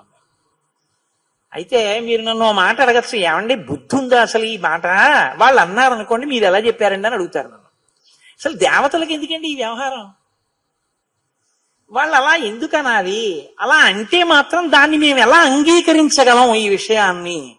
మీరు కంగారు పడిపోకుండా ఉండండి. భర్త పూజ చేసుకుంటున్నాడు అంటే భార్య యొక్క ప్రధాన కర్తవ్యం ఏమిటి? ఆయన నీరాజనమిచ్చి బయటకు వచ్చేంత వరకు ఆయన మౌనాన్ని పరిరక్షించడం, ఆయన మధ్యలో మాట్లాడవలసిన అవసరం కల్పించకూడదు. లేకపోతే నీ ఇల్లు ఎలా వృద్ధిలోకి వస్తుంది? ఆయనతో మాట్లాడిస్తే, ఆయనకి తపశ్శక్తి లేకపోతే, ఆయన ఈశ్వరానుగ్రహాన్ని పొందకపోతే, ఆయన అడుగుతున్నాడు ధర్మపత్ని సమేతస్య సకుటుంబస్య సబాంధవస్య, వీళ్ళందరూ బాగుండడానికి నేను ఈ పూజ చేస్తున్నాను అంటాడు. ఆ పూజ శక్తి ఆయనకి ఇడితే కదా మీ అందరూ బాగుండడం. నువ్వే పాడు చేసేస్తుంటే ఆయన పూజని ఇంకెలా బాగుంటుంది ఇల్లు? ఇంతకన్నా గొప్ప విషయం ఏముంటుంది మా ఆయన చేసుకునే పని? ఈ గంట మాట్లాడరాయన